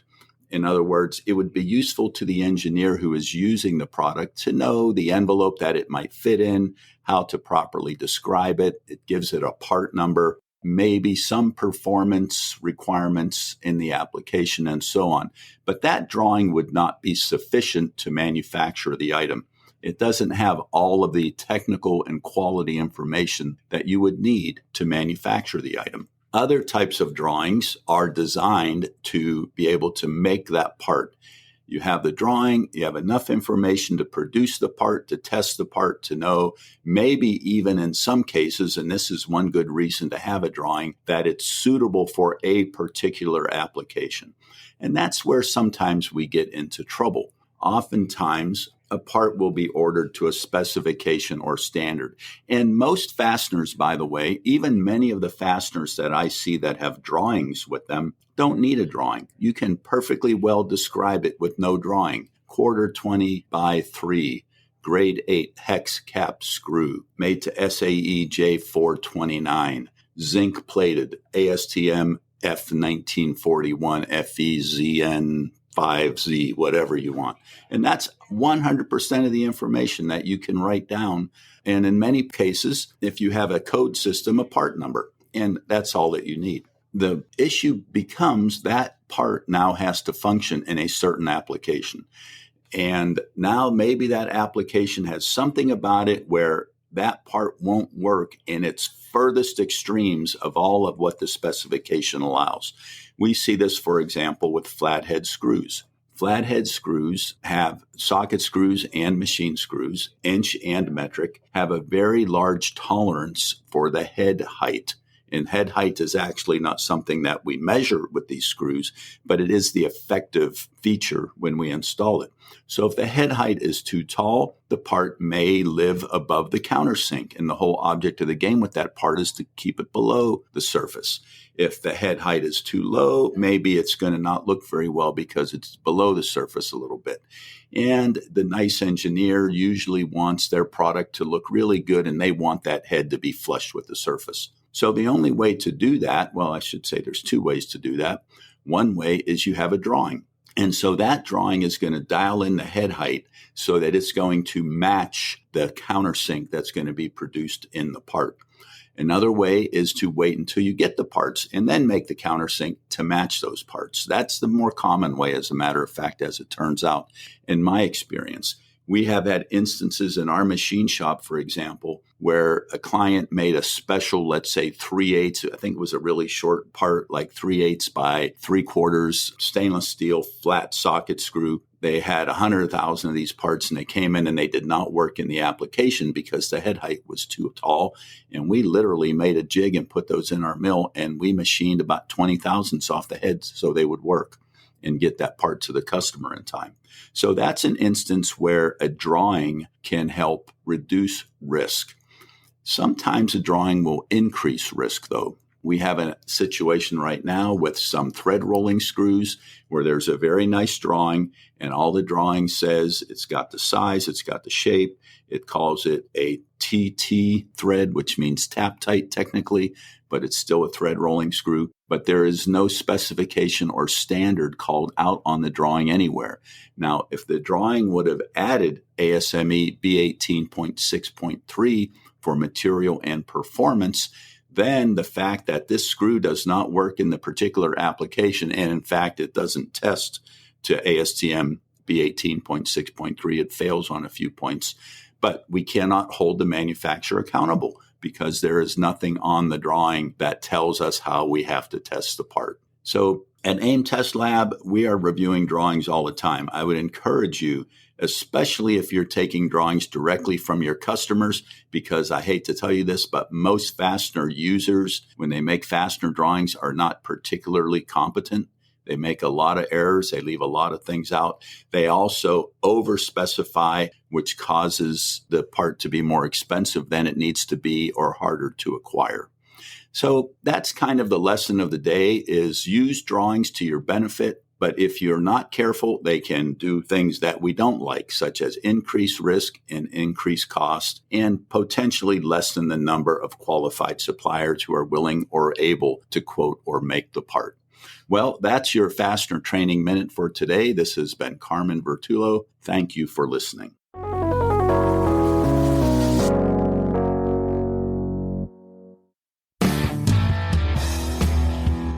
This is Kevin Chavis with Star Stainless Screw, and you are listening to Fully Threaded Radio.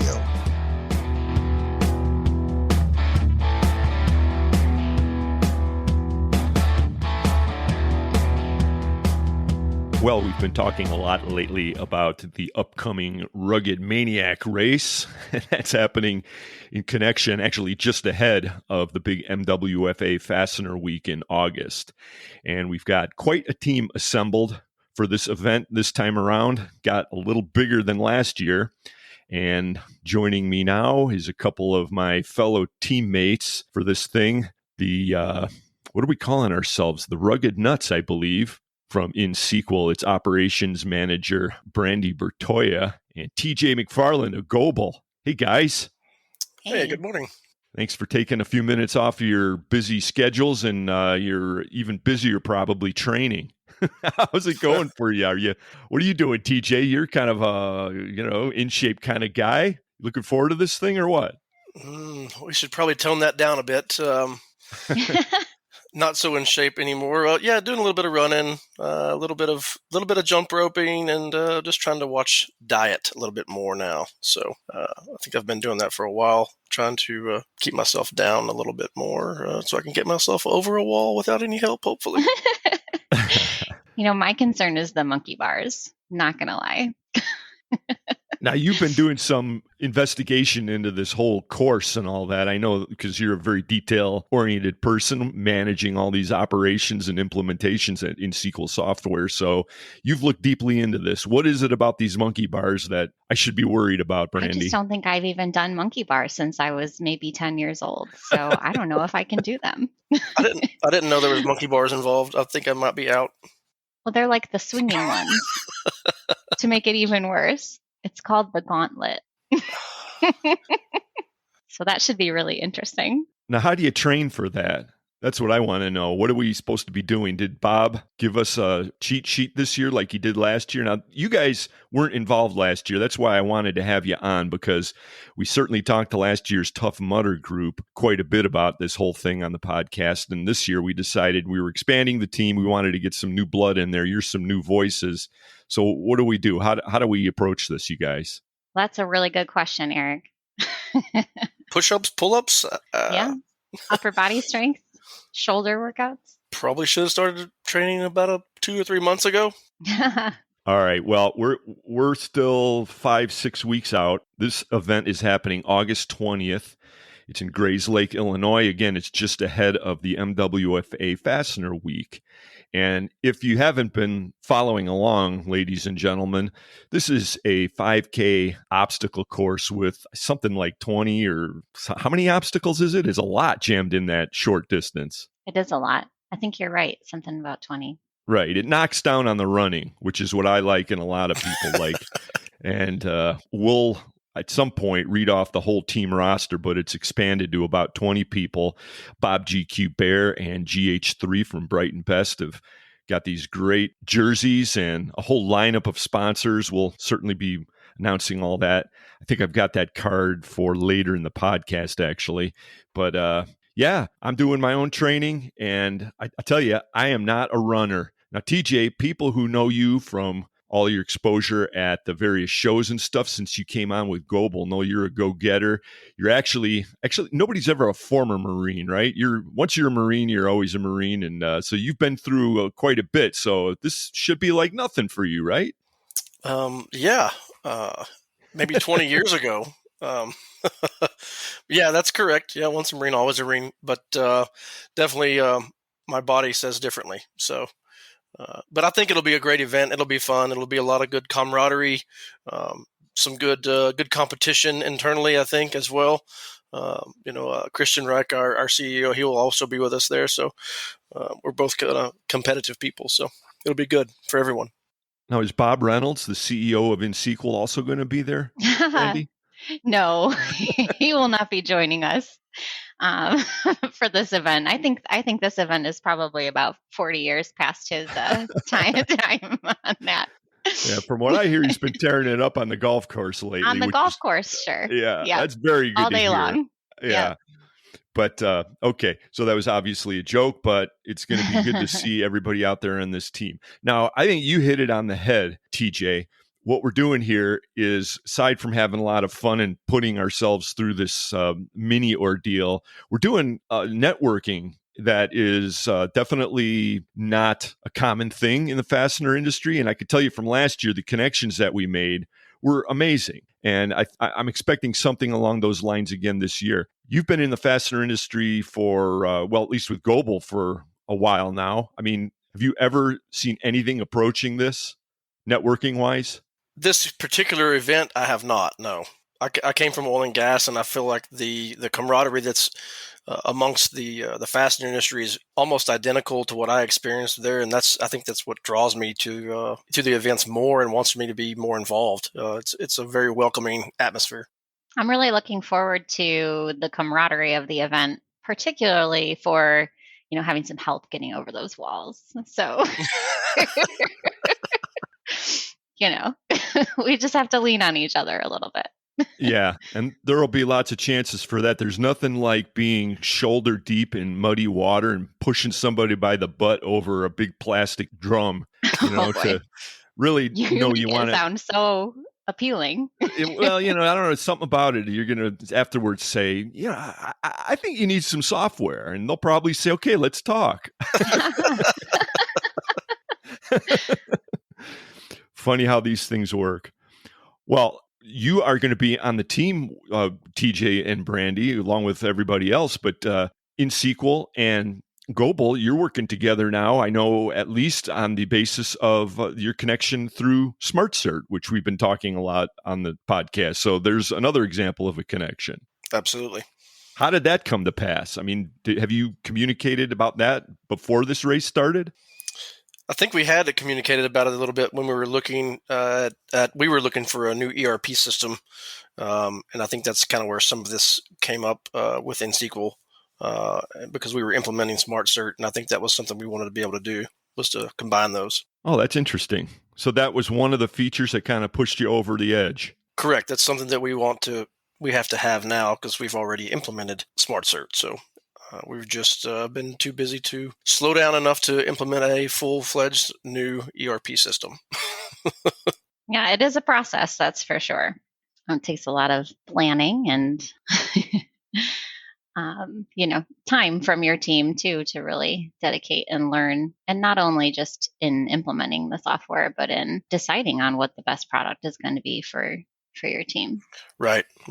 How long does it usually take a company to reach a decision on an ERP, Brandi? I mean, I know you're not a salesperson, but you're deeply involved in every facet of the company. So you have a pretty good view of all this. I mean, what's your take on that? Well, I can tell you that I've heard from Keith Jones, our VP of sales, that he's talked to people for 20 years before they've made a decision on an ERP. But, people who are seriously looking from the point that they start vetting to making a decision, it's usually less than 6 months once they're actually serious about vetting candidates for it. So it probably helps a lot if you have some connection going, I would imagine. Golf is a pretty big one. Is Keith a big golfer? I never knew that. I know Bob is, and I know Rob is.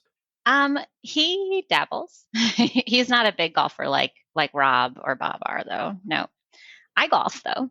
Are you doing the golf event at MWFA as well? I'm doing press coverage, and I'll be participating at some level in the awarding of prizes. Okay. Are you golfing, TJ? Yes, I'll be golfing. Yes. Okay. Do you know whose team you're on yet? I don't know any of that. I have no idea. I don't. We were just talking about it yesterday, actually, and I don't think we know. Gotcha. I'm not aware yet either. I wasn't part of the stacked teams that seem to take place at these events.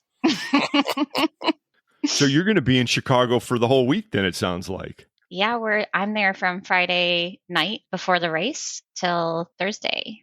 We leave Thursday. Well, that's a big investment of time, but I think you'll find that it's worth it because every step along the way is chock full of networking opportunities. Yeah, I'm looking forward to it. Are you there the whole time too then, TJ? Yes. Yep. I'll be there, I think, maybe even that Thursday before. Oh, wow. Definitely looking forward to it. We enjoy the MWFA tabletop. Absolutely. Yeah, it's a first-class event, and I don't know what's going to happen to Fastener Tech. It may be over, but that was the MWFA's every other year event that they used to have, which is more like a full-blown trade show, and I think they've reverted now to just doing every year the tabletop, which I think is fine with me, and it's fine with most people, and you get a lot of work done with minimal setup, and I think that's what people like about it. I agree 100%. Yeah, I like the big shows with the setup, and there's something to those, but I feel like we get almost closer connections at these smaller tabletop shows. You have a little bit more time to talk to specific individuals, and you just get a little bit better networking opportunity out of it. Whereas with the larger shows, there's just so many people to see. There's so much going on that, they have their place, and they're fun. It's not the same as these smaller shows. But one thing is, I noticed that INxSQL never has a keg of beer in the tabletop. No, we don't. You'd have to get with Rob on that. He organizes all of that. Do you find that's kind of a problem? Or is it worse just having the keg there? Like you have some customers that just sit down, they camp out, and they don't want to leave. No comment. Good answer.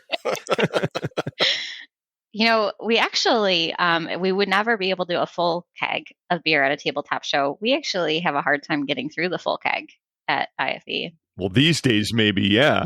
Well, even in, when was that, 2019, the last big one, I just walk around and hand them out to our neighbors to finish the keg off. I'll have to swing by. Yep. You'll have to come by for a beer at the end of the show next time. And Goebel's going to be rocking a table too, TJ. I know that. Absolutely. Hey, I won a USB MP3 player at Fastener Fair, and I've been jamming that out at my barn. Oh, yeah. One of our Bluetooth radios. Absolutely. Yeah. Amazing sound comes out of that. Everything about Goebel, really, it's amazing. Thanks. We're working really hard at it. And I see it all over the place getting the message out about Goebel, and congratulations on making a big splash.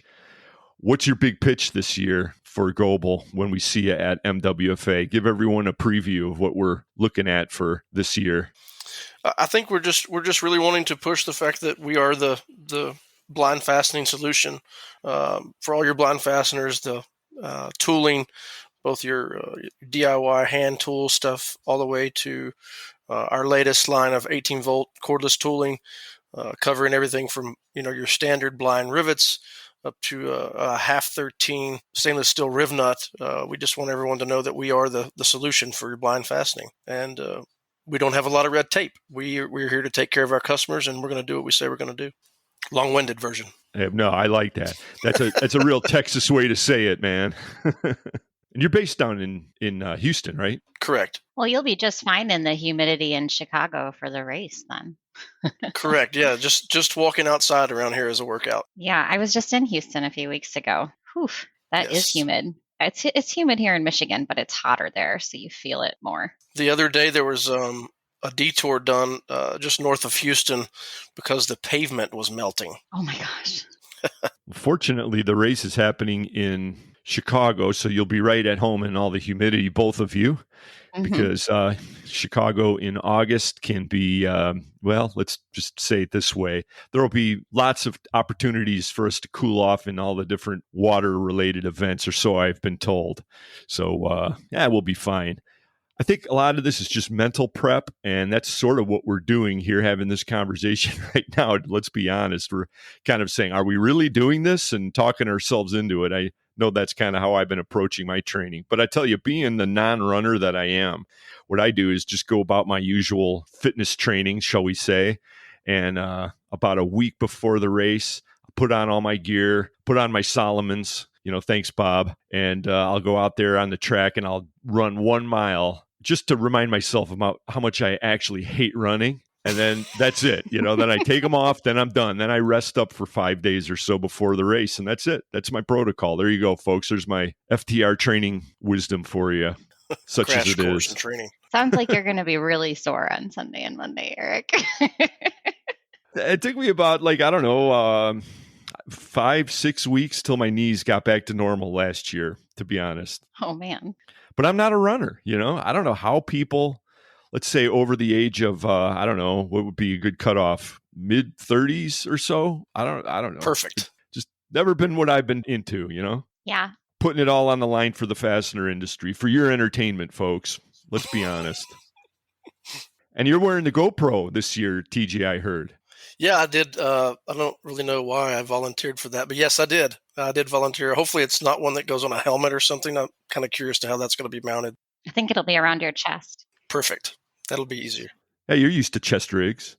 Yeah, it should be good. It'll be fun. I can't wait for it. it'll be a good event, and I think it'll really be some good networking and some good laughs, which is always good. We've had a crazy last couple of years, right? So I think getting out and getting to socialize with people, and especially in this kind of environment, it's going to be very interesting. You're having a few laughs.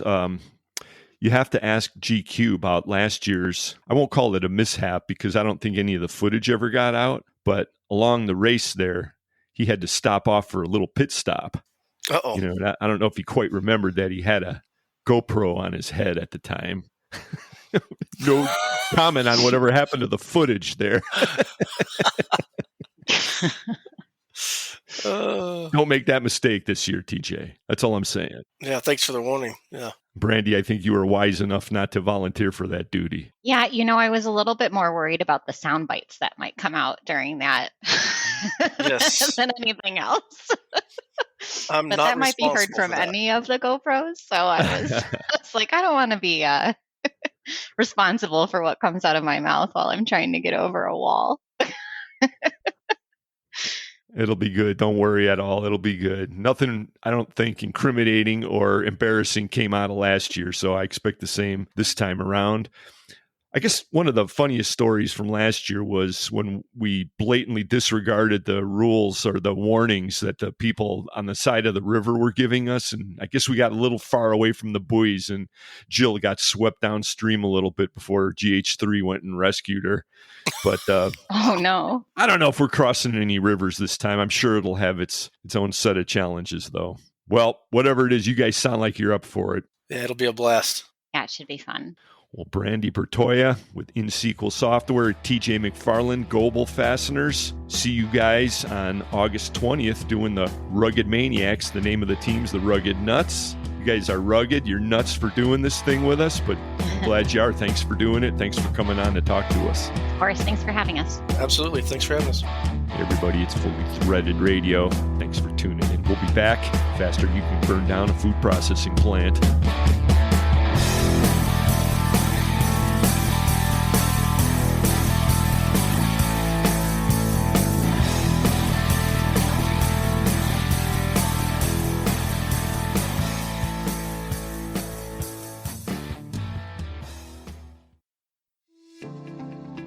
In continued efforts to improve the industry standard, Goebel Fasteners has developed a patented new multi-grip lock bolt system made completely from T304 stainless steel.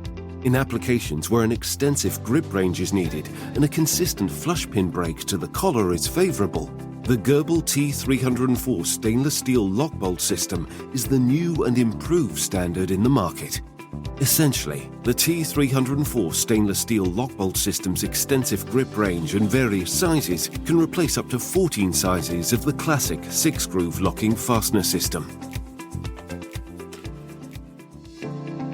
Goebel Fasteners, the leading rivet source.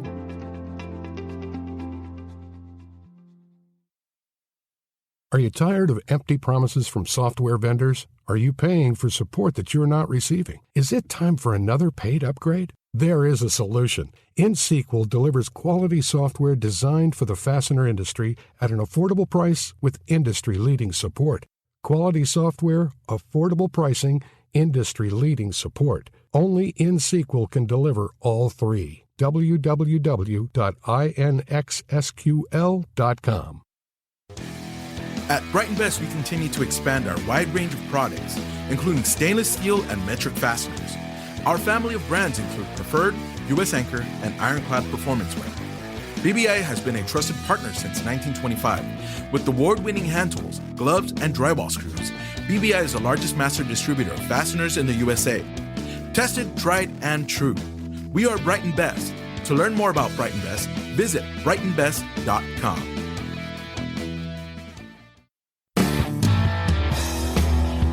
Hello, this is Kevin Godin of AFC Industries. You are listening to Brian and Eric on Fully Threaded Radio.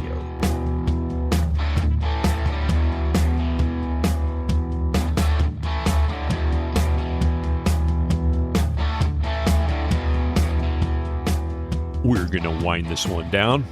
Brian's doing something or other on his driveway involving a cement truck, I'm pretty sure. So he said to go ahead without him, close this one out. And it was great to hear from Brandi and TJ. Looking forward to seeing them in tip-top shape later in August for the Rugged Maniac race. Counted up the entire roster. GQ sent that over a little while ago, and there are 22 people involved. And I'm not going to read that whole list out, but I would like to acknowledge the sponsors who kicked in to make this thing just a little better. We've got some really cool jerseys and some other things happening. Of course, Abbott Interfast, Brighton Best International. I'm sure they're coming through with some ironclad gloves to help us get over the walls. BTM Manufacturing, Brixton, Goebel Fasteners, Parker Fasteners, Stealthfast, INxSQL Software, Beacon Fasteners, Ventura Industrial Products, and of course, Fully Threaded Radio. All these companies are behind the race this year, and it's going to be great. Thanks again, Brandi and TJ, for sitting in today, and to our other guests on the episode. Jason Baines, who we also noted is taking part in the race, just coincidentally, and Mike McNulty welcomed NFDA President Nick Ruetz to go over the FDI numbers. As far as I know, neither of them are in the race. Carmen Vertullo had the Fastener Training Minute, and we had a lot of fun putting today's episode together. Hope you enjoyed listening to it. The title sponsors of Fully Threaded Radio are Brighton Best International, Tested, Tried, True, Brighton Best, Goebel Fasteners, Quality the First Time, Go Goebel, Star Stainless Screw, Right Off the Shelf, Star. Fully Threaded Radio is also sponsored by Buckeye Fasteners, BTM Manufacturing, Eurolink Fastener Supply Service, Fastener Technology International, INxSQL Software, Indie Industries, Parker Fasteners, Solution Industries, Stealthfast, 3Q Inc., Volt Industrial Plastics, the International Fastener Expo, and Worth Industry North America. Reach out to us anytime. Your feedback and input is always welcome. The email address is ftr@fullythreaded.com. And get out to the FCH Sourcing Network anytime you need a hard-to-find part, or if you want to give your inventory a little bit more exposure, find a few new customers. That's fastenersclearinghouse.com. So at the top of the episode, I said that I would make a couple of comments about my remarks at the recent NFDA ESPS meeting that happened in Minneapolis. It was a great success, I would say. There were, I believe, 32 rooms going where the meetings were being held. And this is sort of like fastener speed dating, where companies would have a room for half an hour and companies interested in meeting with them would round robin through all the rooms. It's a great way to get a lot of introductions and other business done in a short amount of time. So I participated in the event and appreciate the invitation to moderate the closing session, which was a panel discussion discussing the state of the industry, basically. There were probably 75 people who stuck around till the end. I know a lot of people peel off at the end of these conferences usually, off to catch planes and so forth. But we had a good room full of people. And I tell you, I did not get there for the opening, and I missed the ITR economics presentation, which was, I believe, on the first day. And so, of course, when I got there and I was comparing notes with everybody, how's it going? What did you hear? What did ITR say? And so forth. I was actually a little surprised because not that I wanted to rain on anyone's parade, but I was shocked at how upbeat everybody was after that session. So you heard perhaps on Mike McNulty's conversation with Nick Ruetz that ITR is pretty sure we're not going to see any kind of a major recession in the near future. What little slowdown we do feel, they think, is going to result in a so-called soft landing. And since fastener distributors, by and large, have more orders than I think they've ever seen in their histories, people are feeling pretty good. So overall, it was I thought, a pretty good mood, which, again, I'm not trying to rain on that parade, but I guess I kind of agree with Nick in that I think there are a few things out there that should be making us a little bit more measured in our optimism. Pretty sure Alan Greenspan one time referred to irrational exuberance in the market, and it might have been cases like this that he was thinking about when he coined that phrase. it made me remember several years back when I was at another NFDA meeting, and that time I had the chance to actually attend the ITR session. I don't recall if it was Alan or Brian Bewley. Those are the two top guys over there. Super, super professional, very knowledgeable guys, and highly respected in the fastener industry and in many other industries as well. But at the time this meeting took place, being able to search the web on your phone was still kind of a novelty. And during the question and answer period after the presentation, I raised my hand and asked about a recent headline that I'd seen that really stunned me. And it had to do with some OPEC countries making oil deals in a currency that was not the U.S. dollar. Now, many of you know that the U.S. dollar is the so-called world reserve currency. And although petrodollars may be a little bit of an archaic term, it's still used out there. And it still is used to represent this idea that world reserve currency has some meaning and it has a role in the world economy. The point is, if the OPEC countries were ever actually to do oil deals in a different currency, that would be a big thing because it would represent a major, major shift in the way that things operate. Leave it at that. It's a complicated topic, but for the purpose of the conversation, that's enough. So Alan or Brian, whichever one it was at that day, was really taken aback, and they actually didn't believe that I'd gotten the headline right. So I wasn't trying to cause problems. I wasn't trying to be a smart aleck or anything. I really genuinely questioned this because I realized that this would be a big deal had it been accurate. And he basically just dismissed it. Well, there was another gentleman in the audience, and he also had a smartphone, just kind of a pioneer. And he raised his hand and he said, no, actually, this is a headline. It's out there. I found it. And I was actually kind of glad somebody validated my question, but there really was no answer to this. And then we broke for the intermission, and in the hallway, a few people came up to me and said, wow, I've never seen those guys stumped before. And again, my purpose was not to stump anybody or make anyone look bad. It was simply to say, hey, isn't this something we should be paying attention to? And what does this all mean?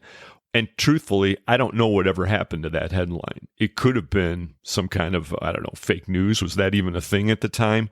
But it never amounted to much, clearly, because the world order continued. And I think this was in the early 2000s. So here we are. But we're in a much different world today, are we not? I mean, there are major things going on everywhere. Look around. We all know. We can all see this. And what's the backdrop to this? Well, the kleptocrats in Washington, of all parties, by the way, are spending money at levels that nobody ever could have imagined, even a few years ago. That's gone a long way to adding to the inflation. I mean, one of the causes we're led to believe is the expansion of the money supply, so more dollars going after goods. I mean, there's a lot of debate about this, but that's one common belief. But what about this? And here's the thread pill.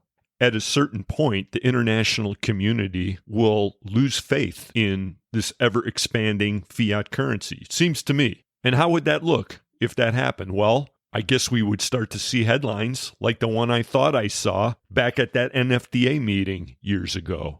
And then lo and behold, what do we have happening now? Well, as I noted during my remarks at the ESPS meeting last month, the BRICS nations just had their own International Economic Forum in St. Petersburg, and much was discussed about their new trade alliances and trade routes and so forth. Russia, China, Brazil, India, others. And in concert with that, this came out previous to that, but I don't know if ITRs built it into their models. Oh, they're trading energy in rubles, and they just happen to be backed by gold, everybody. Maybe it will be a soft landing, though, and I hope it is a soft landing. I really do. I really do. And I hope you get out there and sell a lot of screws, too. Hey, everybody, enjoy your summer. For Brian Muskert, this is Eric Dudas. We'll talk to you next time.